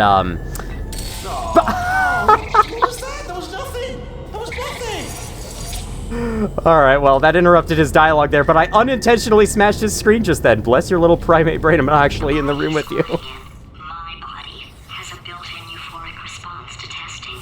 Eventually, you build up a resistance to it. It can get a little unbearable, unless you have the mental capacity to push past it. It didn't matter to me. I was in it for the science. Him, though.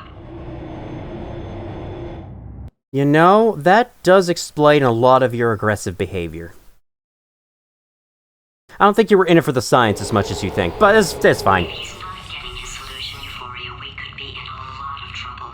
Yeah, because it's going to make him angry, and then he's going to want to kill us extra hard. All right, operator error, molten core warning. An operator error exception has occurred at this reacts. Wait, what does that say? What letter is that? I can't see it. It's not readable. Oh, no, it is FIS. Okay, fission reactor, probably. Neutron multiplication rate, a spike value 9999999. Press any key to vent radiological emissions into atmosphere.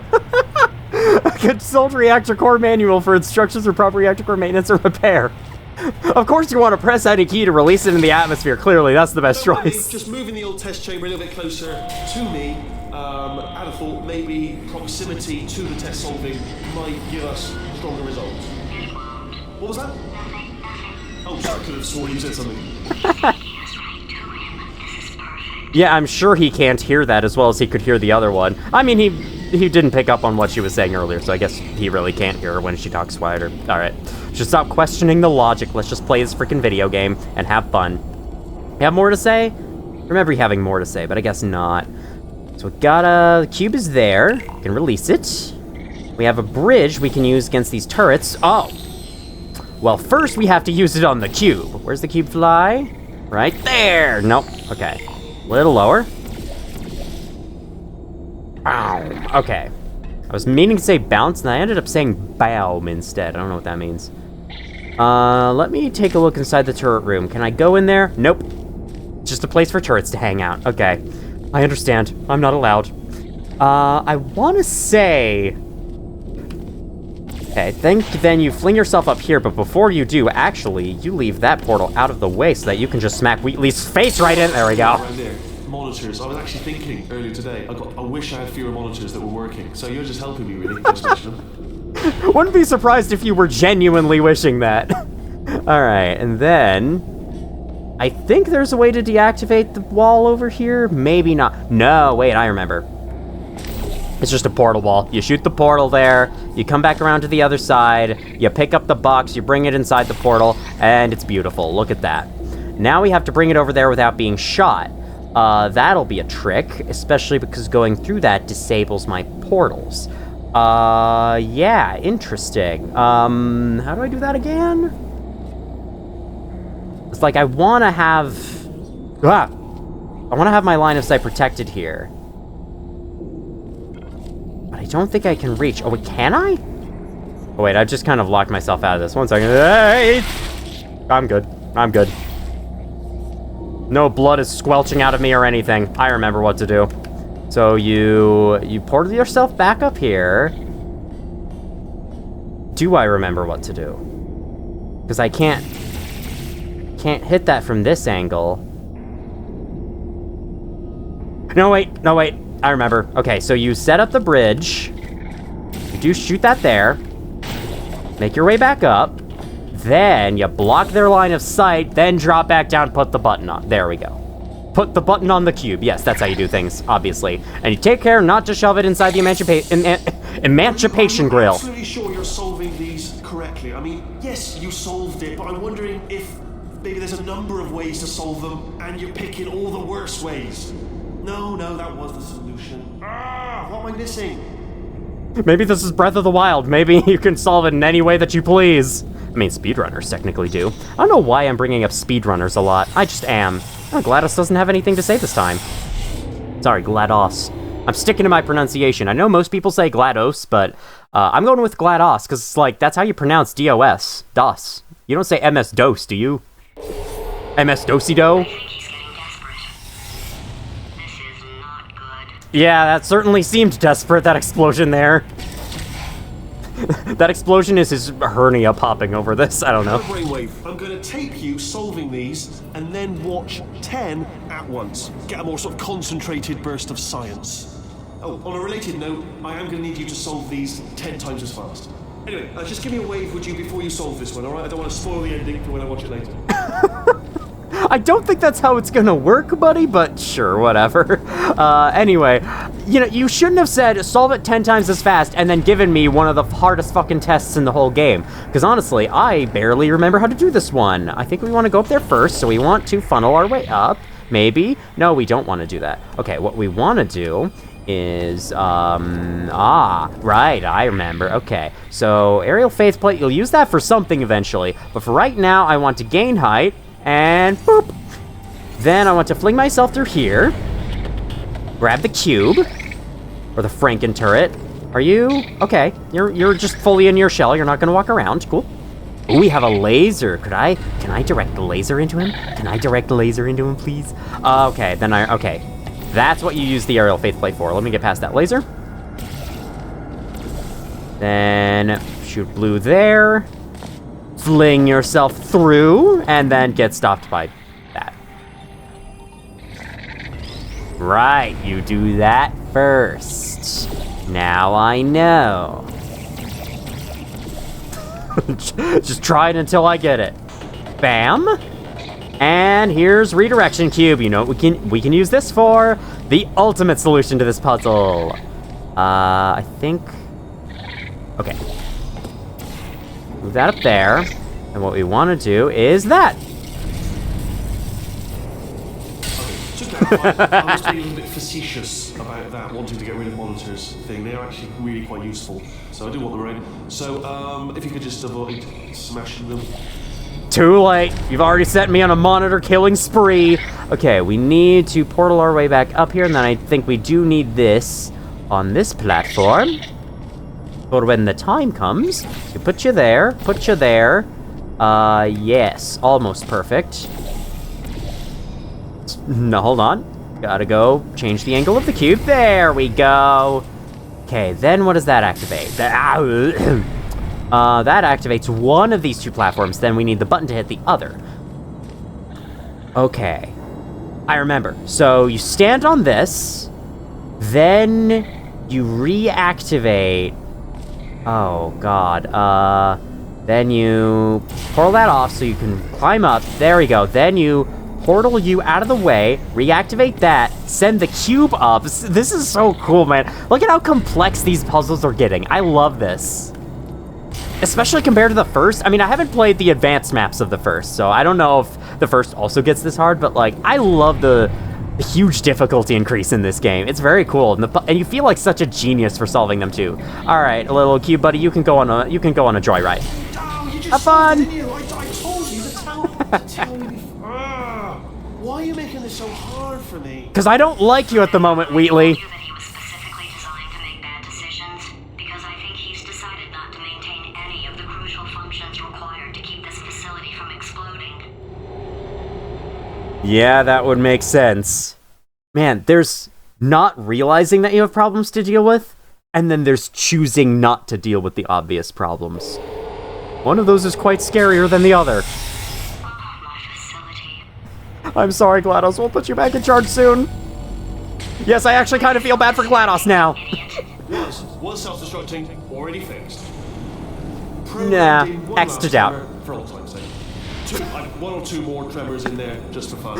Oh my god. I let him keep his job. I'm not a monster. Ignore what he's saying, though. Just keep on testing. Okay, so we activate this platform. It'll go through that side. We can fall down there. Then we have a new hazard. Okay, it's technically not our last new mechanic. The funnel wasn't. That was very weirdly phrased, but that's just how I feel like doing things. Yeah, these will instantly kill us. So we better make sure those don't hit. One neat thing about this test chamber is that you can see exactly where you're supposed to shoot the portal by the patterns on the walls. It's pretty cool. Okay, that deactivates them, but this one moves the platform, so this is gonna be tricky. Fortunately, this platform is long enough, part of it goes through, save the lasers, and there you go. Perfect. Took a while to reactivate them. Okay, then we want to disable that, I think. Oh no, okay, so we do want to keep it active. Then it goes back to drop the cube there. See if I can get it while it's moving. About now should do it. Nope, that was not right. Try again. I think it kept. Did it keep? It did keep! Yay! How do I get back on? Oh, I have to portal myself there. Okay, so I have to wait for it to go to the other side. Let me just real quick do that. And we can keep you going. Almost hit myself with that laser, but I didn't, so we're fine. Then I'm on the... okay, we're good. Then we want to hit that one. So then, fling you. Which do I...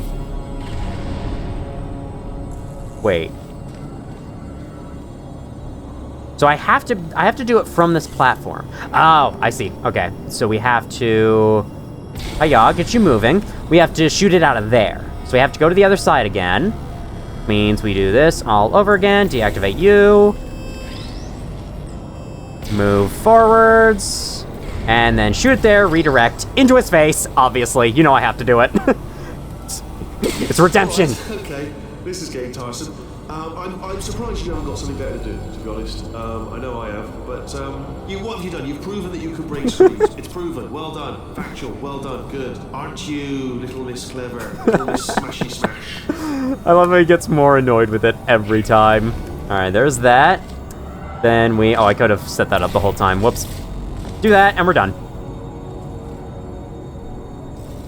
Alright, still not. Perfect. Sorry about the lift. It's out of service because it melted. The lift melted? Oh my god. Makes sense. I guess we'll take a funnel to the next one. To your left, you'll see some lights of some kind. Don't know what they do, but very scientific. And to your right, something hurtling toward. Oh god, run! That's not supposed to be here. Run! I'm floating! Are you alright back there? Here, I'll turn the beam off. Wait! Oh no, that's not helpful. I don't know why I thought that would help. After seeing what he's done to my facility, after we take over again, is it alright if I kill him? You know, I'd have to think about that. On one hand, I don't necessarily want him to die, but on the other hand, he did betray me. Fair's fair. He is trying to kill me, I think, with the tests, right? That is his ultimate goal. Okay, more panels here. Next test chamber, in through this door. Awesome. I actually completely forgot about that sequence, so that was fun to re-experience. Oh man, this game is so good. It keeps surprising you even after you've played it for 70 hours like I have. Oh, you're alive! Great. Yeah, just getting a test ready for you, obviously. Who else would I be doing it for? No one. So, let's see here. Exit. There is no exit. Not a problem. I'll make an exit. So wait, are we actually on test 15? Because this doesn't feel like test 15. Well, that sure is something. You know, how are you setting this up so perfectly to make it actually work? After you told me to turn that beam off, I thought I had lost you. Went poking around for other test subjects. No, not there. Wow. Still dead. I did find something though. Reminds me, I've got a big surprise for you two.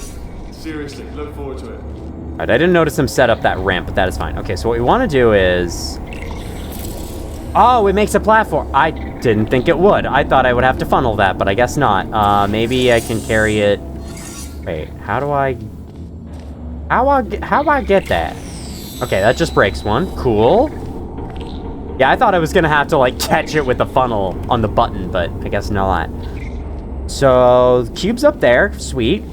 Got that accomplished. What does this do? This. Ah, okay. This dispenses propulsion gel. And I believe we can't portal this ground. But you know what we can do? Nothing. Hold on. I'm actually not sure how to solve this. This is, Oh, wait. Okay, well, I know what you're supposed to do eventually. You're supposed to catch that in the funnel. Problem is, I don't know how you're supposed to get that cube. I forgot how you're supposed to get that cube, and now I'm confused, and now I don't know how to get the cube, and now I don't know what to do, and help. Oh, Sarah, help me. Sarah, I don't know what to do. Oh, Sarah, help me. Okay, want to do this. Then, yep, that's not helping. You are currently witnessing me genuinely forgetting the solution to this puzzle.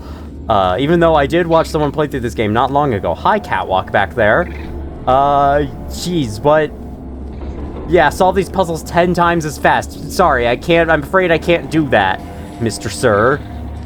Mr. GLaDOS wannabe. How... Because I can't activate the button and this at the same time. I need the cube for that. Okay. Maybe if I jump, I can... No, I can't. Fuck. First step of the whole puzzle. Once I get that cube, this puzzle's going down. I just need to know how to get that cube. I'm pretty sure you fling out of there. Can I... Wait a second. Wait a second. Oh my god, that took me far too long. Oh man. Whatever. It's still a pretty clever solution. It's not the easiest solution in the world. I would like to keep that funnel active, so if you could stay right there, little buddy. Thank you. Let me activate this, and then can I sneak a shot onto that ceiling there? I barely can't. Awesome. I'm gonna just do that real quick. There we go. Thank you. That works. If it works, it works. Actually, wait, no, I want the... Okay, no, I want the cube in here. I want the cube in here. The cube has to be weighing down the button. Now I'm getting glitched music. It's no, normally this music is only supposed to play when you're inside the funnels, and now it's playing for me all the time. Okay, now we set this going. Yes, there we go. Then we have a load of propulsion gel here, and then that's test done, basically. Perfect. Hold on, can I fix this? No, I don't know if I can. Whatever, it'll fix itself. We need to carry that farther. All right, 1 second.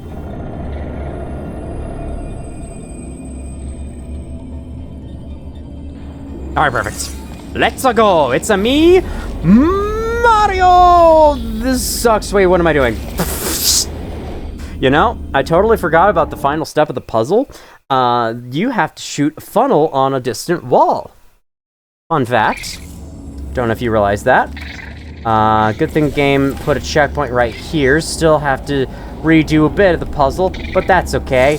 It was a learning experience for me, and I feel very happy to have gone through it. Okay, so yes, you do need to bring the cube back out on the... Okay, I know now. This I now know.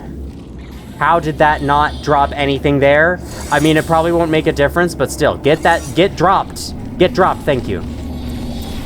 Do do do do do do do do do do do do do do do do do do do.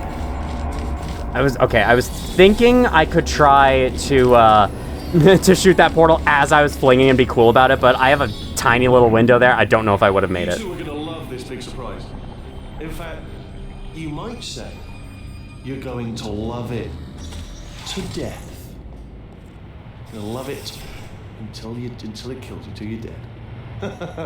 All right. I don't know whether you're picking up on what I'm saying there, Yes, thanks. We get it. Wheatley as a villain is he's so fucking charming. I love it. You can tell there's still a tiny piece of friendliness left in him, but the Central Core's main systems has otherwise taken him over a fair ways.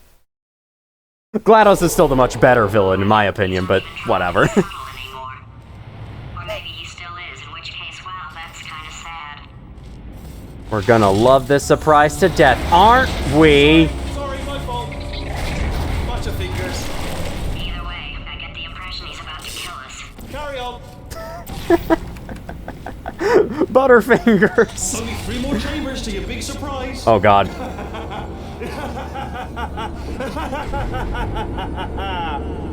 Oh, that's tiring. Is it really? I mean, I guess it is. If you're trying to make a maniacal laugh on purpose, I suppose that makes enough sense. Alright, so these turrets are, well, they exist. We'll have to deal with them eventually, but for now, we want to. That reverses. Yes, good. Oh, we can just portal over there.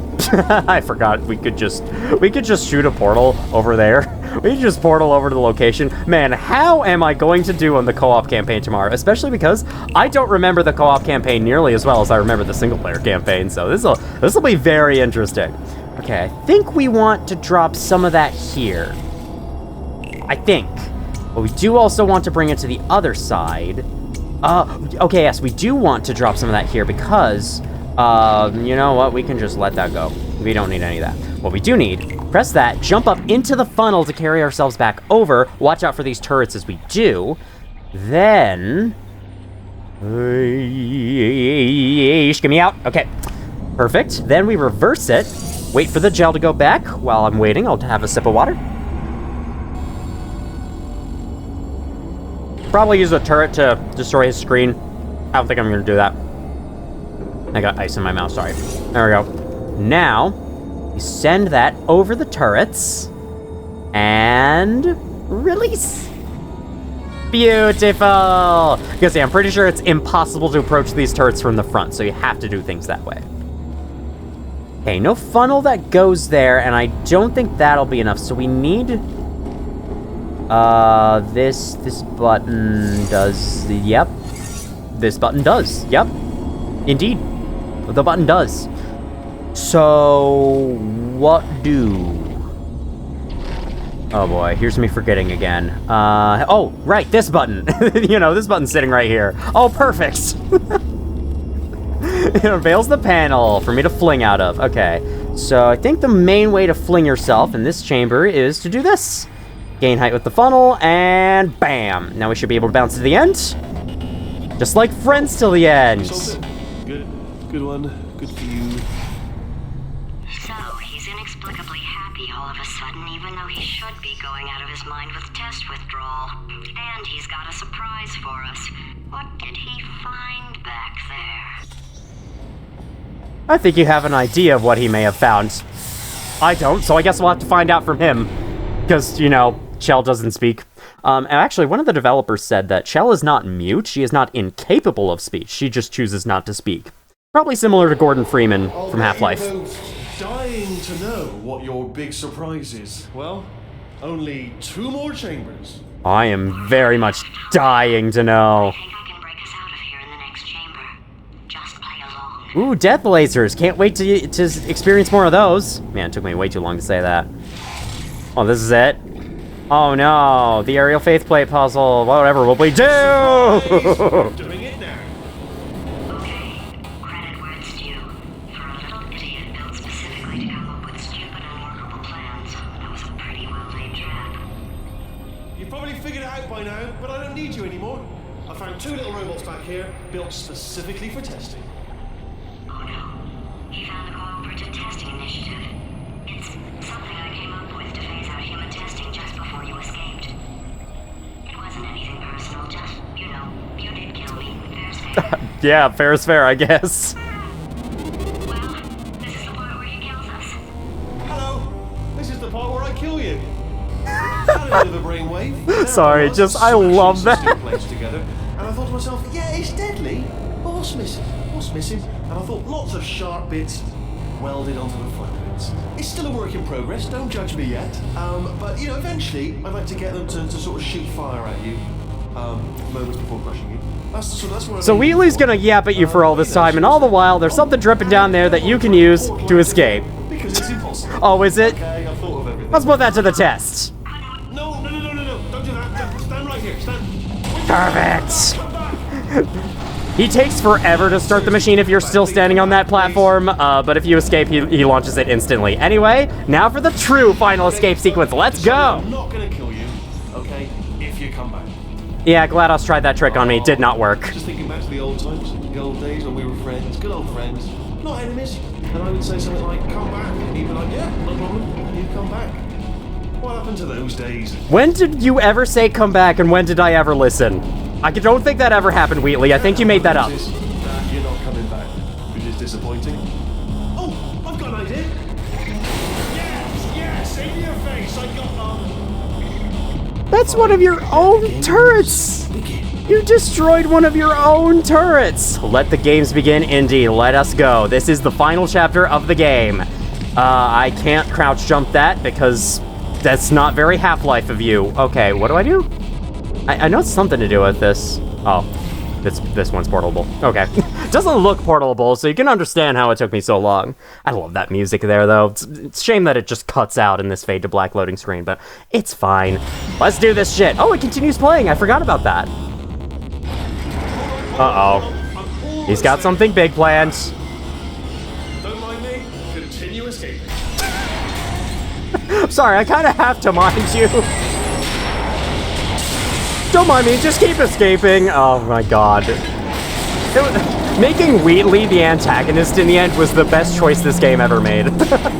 I love it.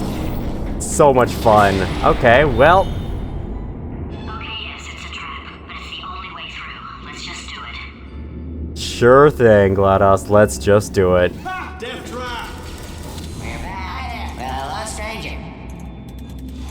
This Are they time. killing you? They are killing you, aren't they?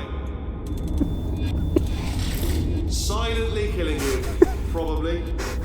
if I had to guess. I'm gonna wait here a while. His dialogue here is very funny. Perhaps the turrets have found a way to use garrots. That would explain the extremely quiet killing that I'm hearing. My favorite is this one on its side, and the box. If you're dying, but not dead, stomp once.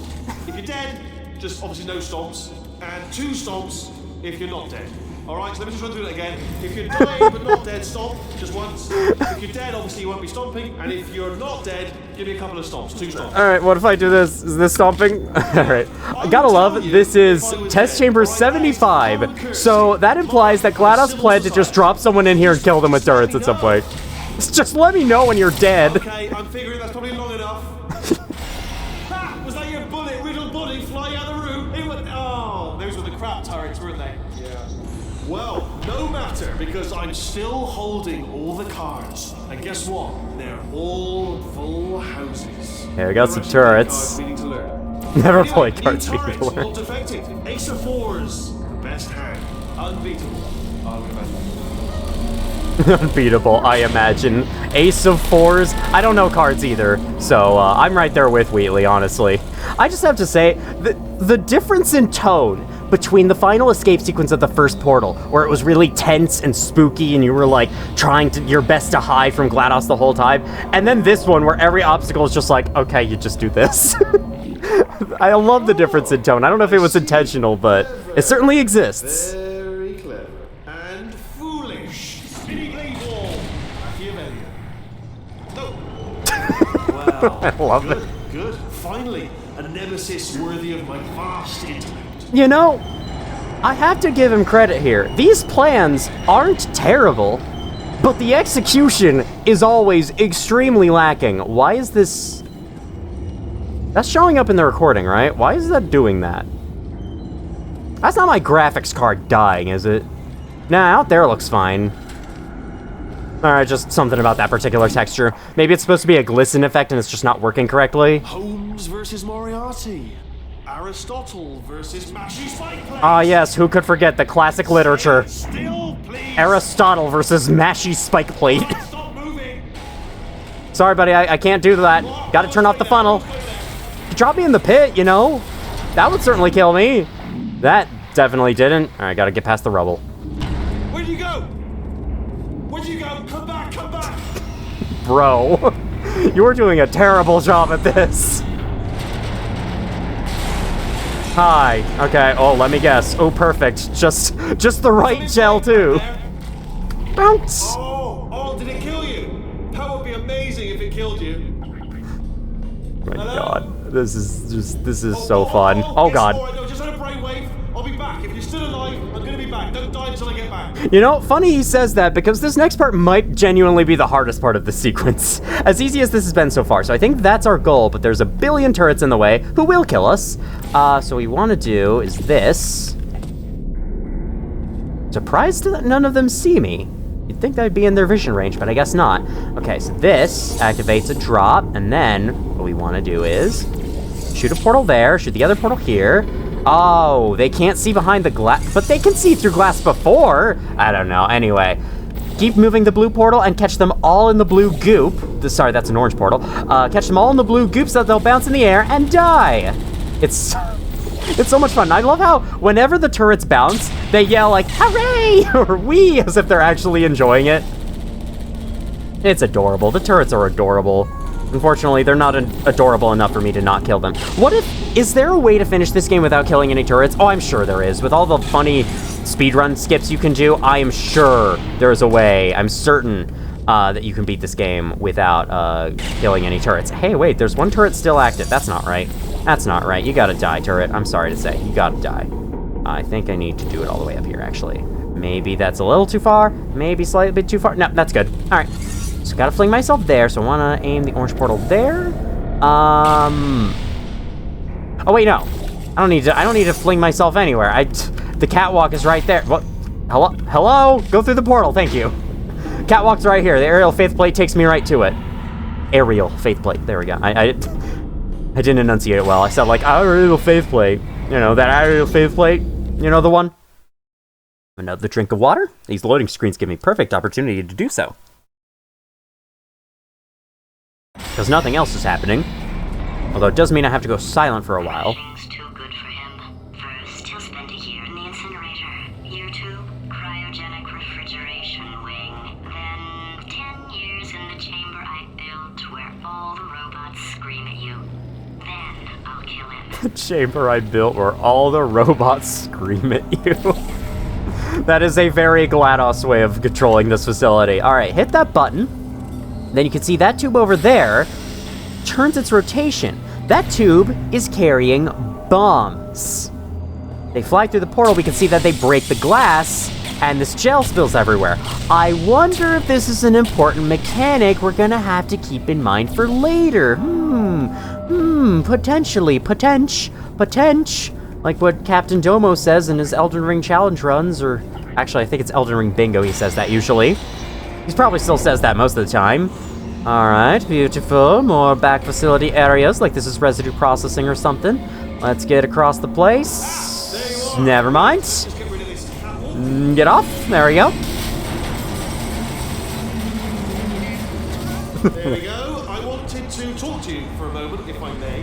I'll be honest, the death traps have been a bit of a failure so far for both of us. I think you'll agree. And you are getting very close to my lair. Lair. It's weird, isn't it? First time I've said that out loud. It sounds a bit ridiculous, really.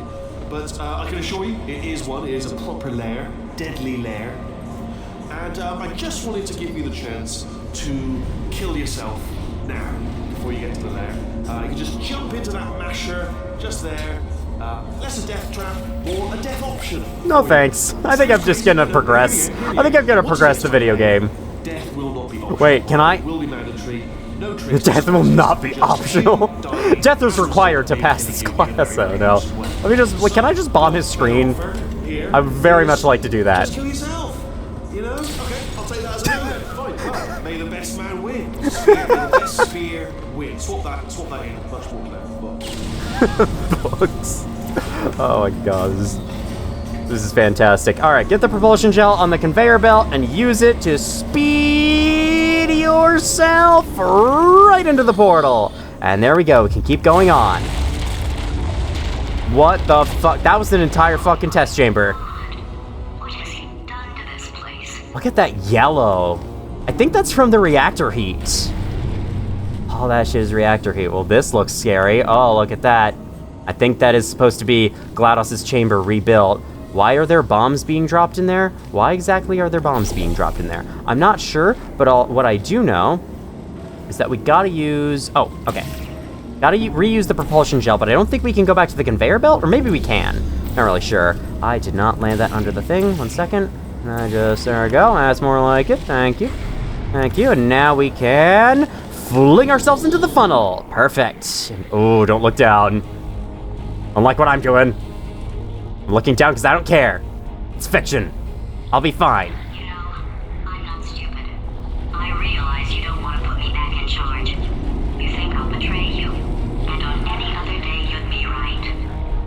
The scientists were always hanging cores on me to regulate my behavior. I've heard voices all my life, but now I hear the voice of a conscience, and it's terrifying. Because for the first time, it's my voice. I'm being serious. I think there's something really wrong with me. I think I know who that might be. I can't answer if something's wrong with you, though. That much I can't say for certain. Okay, portal our way up there. And, okay, a sudden loading screen. Didn't expect that. We had some music playing. Things were getting heated or intense. They weren't really getting heated or intense, but the things were getting tense, for sure. Like I had to remake the portals. You there? Corrupted cores, we're in luck. You find a way to stun him, I'll send you a core, and then you attach it to him. If we do it a few times, he might become corrupt enough for another core transfer. Well, ain't this just lucky? He's been sitting on a pile of corrupted cores without knowing?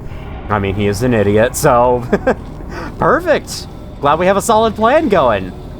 Gel and bombs are being set up into his chamber. Interesting. Let's go. Let me in and I'll take you up. Is it there? I guess I can. Look, even if you think we're still enemies with a common interest. Revenge. You like revenge, right?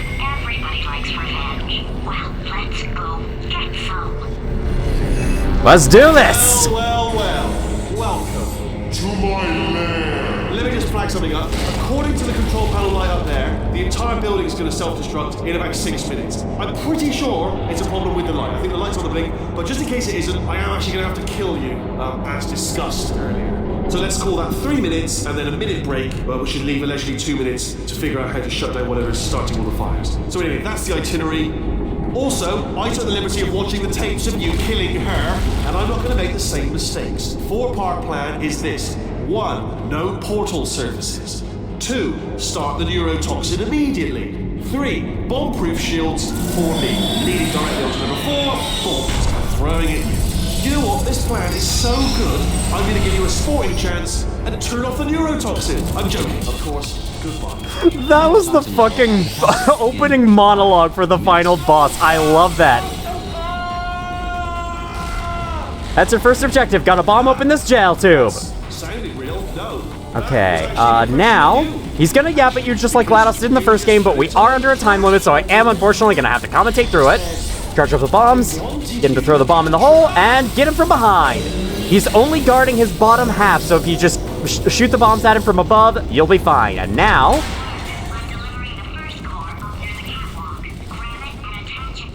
GLaDOS has a corrupted core for us, so we go grab it. And then, you get to have 3 more cores with 3 more unique personalities. This one just thinks about space all day, every day, 24/7, never stops chatting about it. It's really funny. Honestly, he kind of reminds me of me when I was younger, because I used to be obsessed with space, and I kind of still am. Like, my favorite books and whatever are usually sci-fi taking place in space. Let's go to space. Gotta go to space, lady. I love it. Alright, as much as I would love to listen to more of his dialogue, we have a job to do. Let's do it! Warning. Core corruption at 50%. Vent system compromised. Neurotoxin offline. Reactor explosion in 4 minutes. Okay, well there goes the neurotoxin. Unfortunately, we still have a time limit. Okay, now he's guarding himself from above, so that's not going to work anymore. So now we just have to get him from below. Perfect! I've been interrupting his dialogue the whole time, but hey, it's what you have to do to win. Okay, there it is. How did you see me from that distance? That's impressive. Okay, so this core, he just kind of chats at you the whole time. I need to bounce from above because I'm not gaining enough height as is. He just kind of chats at you a little bit, but if you let him talk long enough, there's a weird bit of special dialogue that can play, and I want to see if I can get it to trigger. So this time I will wait on purpose. Oh, are you really? That's interesting. Oh my god. You know, your eye looks like a coin from Mario. Just like you're doing. Stand behind you? Where am I behind you right now? Going for it yourself, huh? All right, Angel. I'll do what I can to cover you. Doesn't bother me. I gotta say, I kind of wish we got more core characters to meet throughout the game than just Wheatley and this guy. You are beautiful. Always time to compliment a pretty lady. All right, back to work. Let's do this. Did you hear that? I think something just exploded. Okay, he's not saying it yet. Eventually, he says something about being a thorn in Wheatley's side, I think. This should be its own holiday. This is so not worth doing, but I want to show it anyway. I really want to show it. Come on. It's supposed to be a big climactic moment, but... Wear all my black belts. Yeah, you know, my black belt. Pretty much everything. Karate, larate, jiu-jitsu, kickpunching, belt making. He's a black belt in the bedroom. What the hell does that mean? Cold spring right now. Tension and power. Just, I'm a muscle, you know, like a big arm muscle punching through. Oh, you're so impressive. Oh, we're so proud of you, little guy. I'm glad I'm listening to this dialogue. It's pretty funny. Yeah, I wouldn't have either normally. I'll make a distraction. Him to say something first. Just better if I have a setup.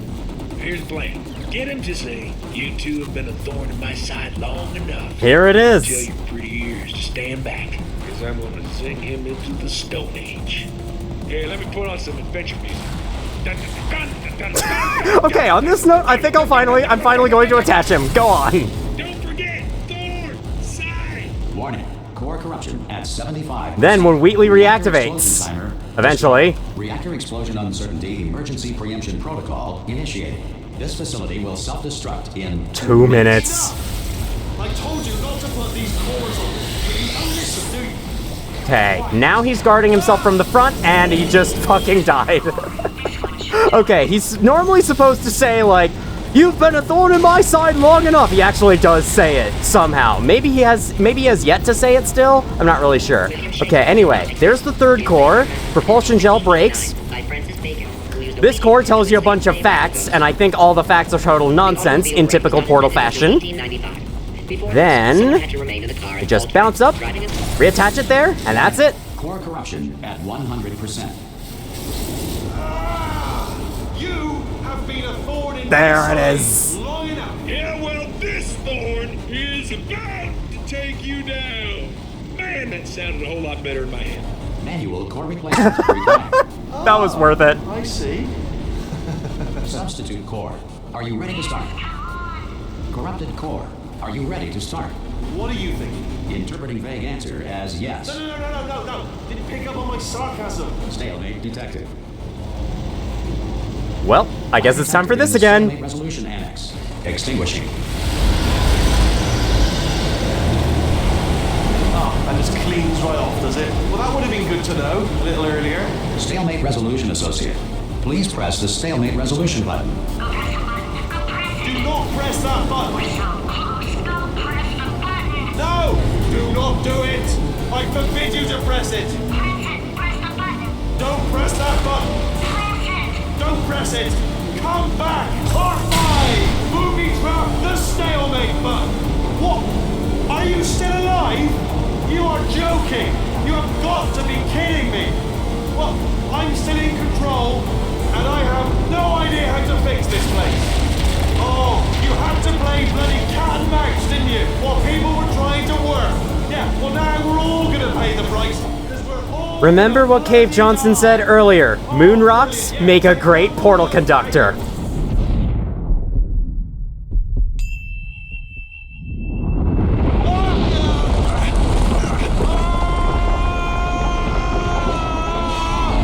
Space! Ah! Ah! Let go! We're in space! Ah! Let go! Let go! I'm still connected! I can pull myself in! I can still fix this! I already fixed it, and you are not coming back. Oh no! Change your plans! Hold on to me! Tighter! Ah! Grab me! Grab me! Grab me! Grab me!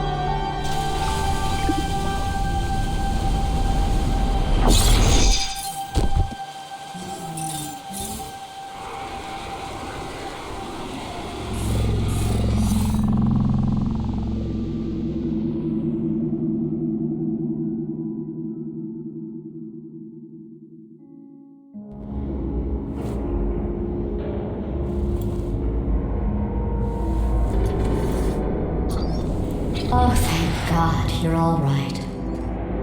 You know, being Carolyn taught me a valuable lesson. I thought you were my greatest enemy, when all along you were my best friend. The surge of emotion that shot through me when I saved your life taught me an even more valuable lesson, where Carolyn lives in my brain. Carolyn deleted. Goodbye, Carolyn. You know, deleting Carolyn just now taught me a valuable lesson. The best solution to a problem is usually the easiest one. And I'll be honest, killing you is hard. You know what my days used to be like? I just tested. Nobody murdered me, or put me in a potato, or fed me to birds. I had a pretty good life. And then you showed up, you dangerous, mute lunatic. So you know what? You win. Just go. It's been fun. Don't come back.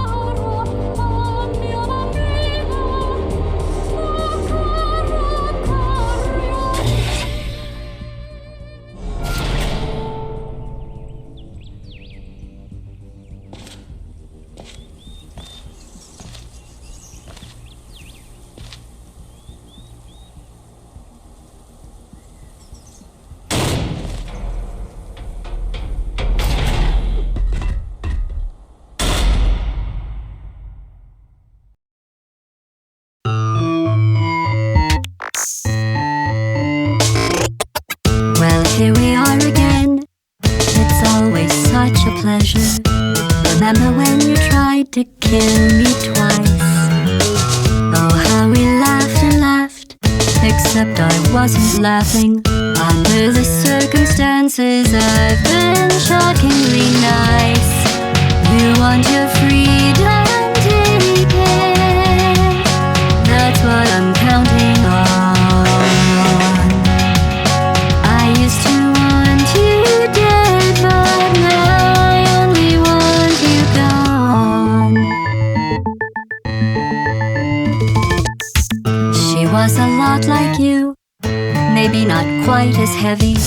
Now little Carolyn is in you too. One day they woke me up so I could live forever. It's such a shame the same will never happen to you. You got your shorts and life left. That's what I'm counting on. I'll let you get right to it. Now I only want you gone.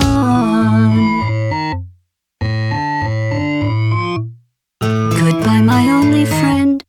Oh, did you think I meant you? That would be funny if it weren't so sad. Well, you have been replaced. I don't need anyone now. When I delete you, maybe I'll stop feeling so bad. Go make some new disaster. That's what I'm counting on. You're someone else's problem. Now I only want you gone. Now I only want you gone. Now I only want you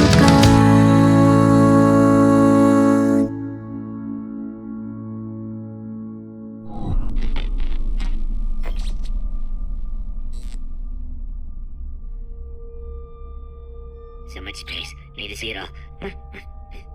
I wish I could take it all back. I honestly do.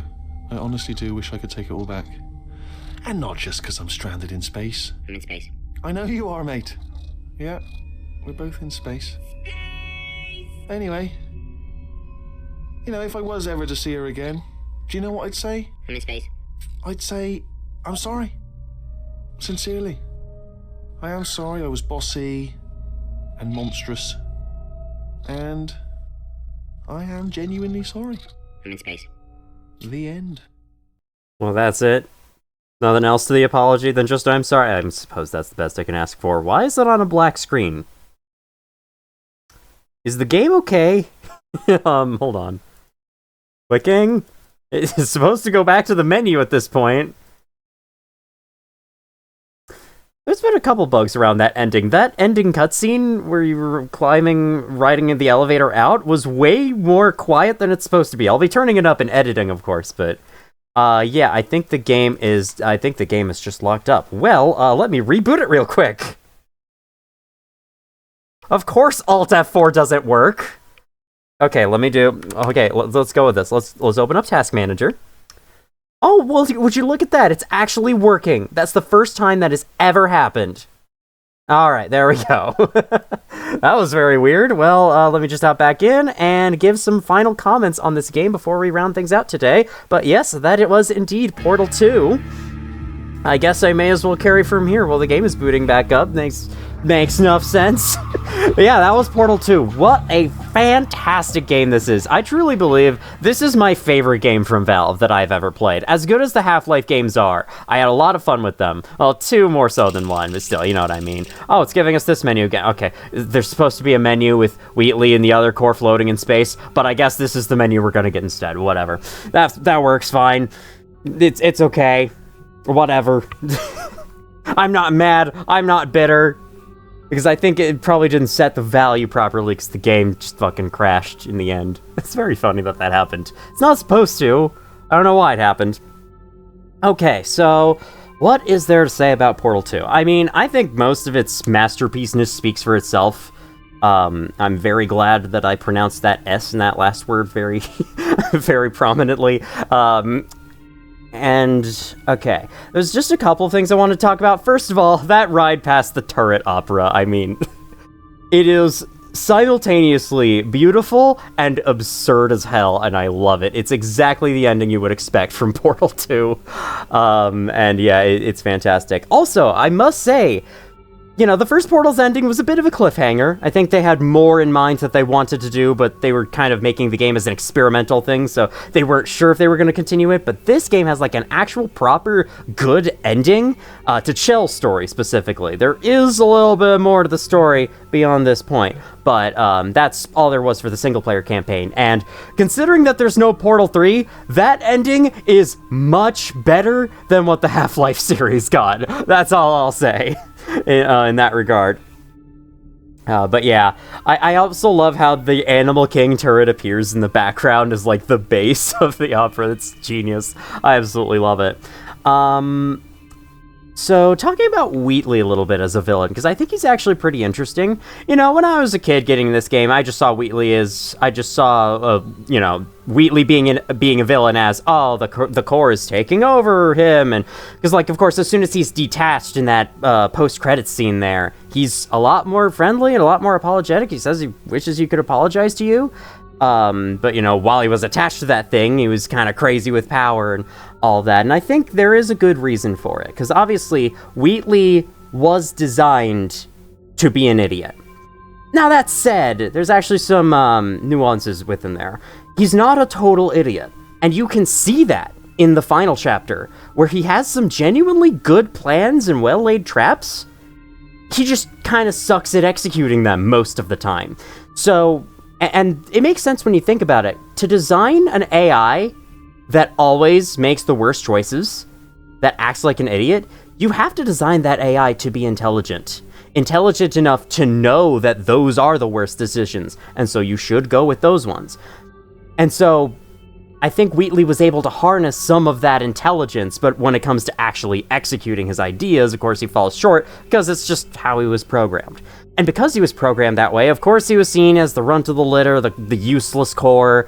You know, he was put in charge of maintaining all the human test subjects that in those pods that you wake up in at the beginning of the game. But he wasn't really in charge, let's be honest. You know who's in charge? The announcer guy. That's an AI we never get to see fully, but the announcer guy, he's the one mainly monitoring the test chambers. Like, he wakes you up at the start, not Wheatley. Wheatley only appears later to, like, use your help to escape the facility, and that's basically it.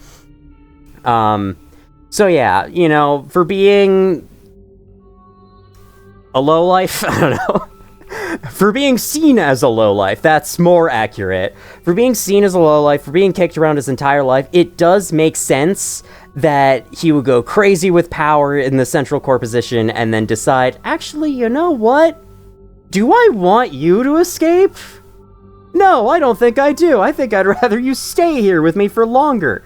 And I guess, like, in his mind, he really was doing all the work to get you to GLaDOS, even though he really wasn't, and you know, you both helped each other out. He smashed the glass to allow you into the template room, so yeah, I'm not sure why he thinks he was doing all the work. You were both pitching in places. You did most of it.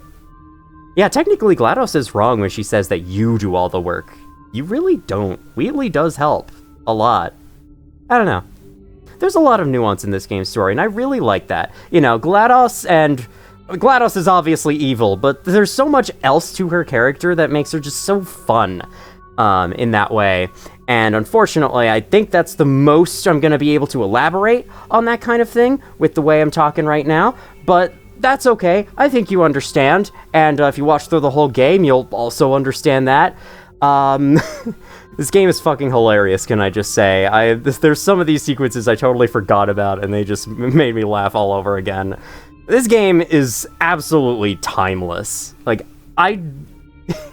it's hard to believe that this was a 2011 game. Same year as Dark Souls. Same year as the first Dark Souls. Same year as Minecraft's full release.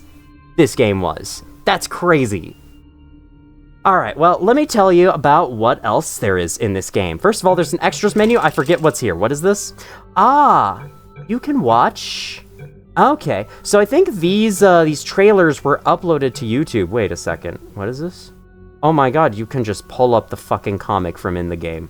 Okay, it just takes you to the website that I linked in the description of the last video. That's it. It opened up Steam overlay, that's why you couldn't see it. But anyway, I think these are all like trailers for the game that were released shortly before the full game's release. And you can watch them from in the game if you want. I see no reason to do that. Now there is the cooperative game. This is what I'm about to be playing tomorrow with my friend Kitty the Tricky. And this videos on this campaign will be coming out shortly, hopefully. Maybe next week. I don't know. I have a main channel video to edit, so I gotta direct my attention over there as well, but that's fine. This is, though you can play this first, you can play this before a single-player campaign, it does take place after the single-player campaign, so it's best for you to play single-player first. Because, well, GLaDOS is awake in this campaign, so it might be a little confusing for people who played the first, jumped right into the co-op of the second. They're like, wait, why is GLaDOS back? Hang on, what? This isn't right. When did GLaDOS come back to life? And, you know, you have to play single-player to find out why. But then there's also community test chambers, though only on the PC version. Console does not have this. The old console versions on the Xbox 360 and whatnot. I want to say, okay, yes, this does take you. Hi, it's my profile picture. Hello. So you can actually create your own test chambers in this game. There's not a lot you can do by default. People usually install mods to give you more things to do with the test chamber building systems, and they can make like full-blown custom maps.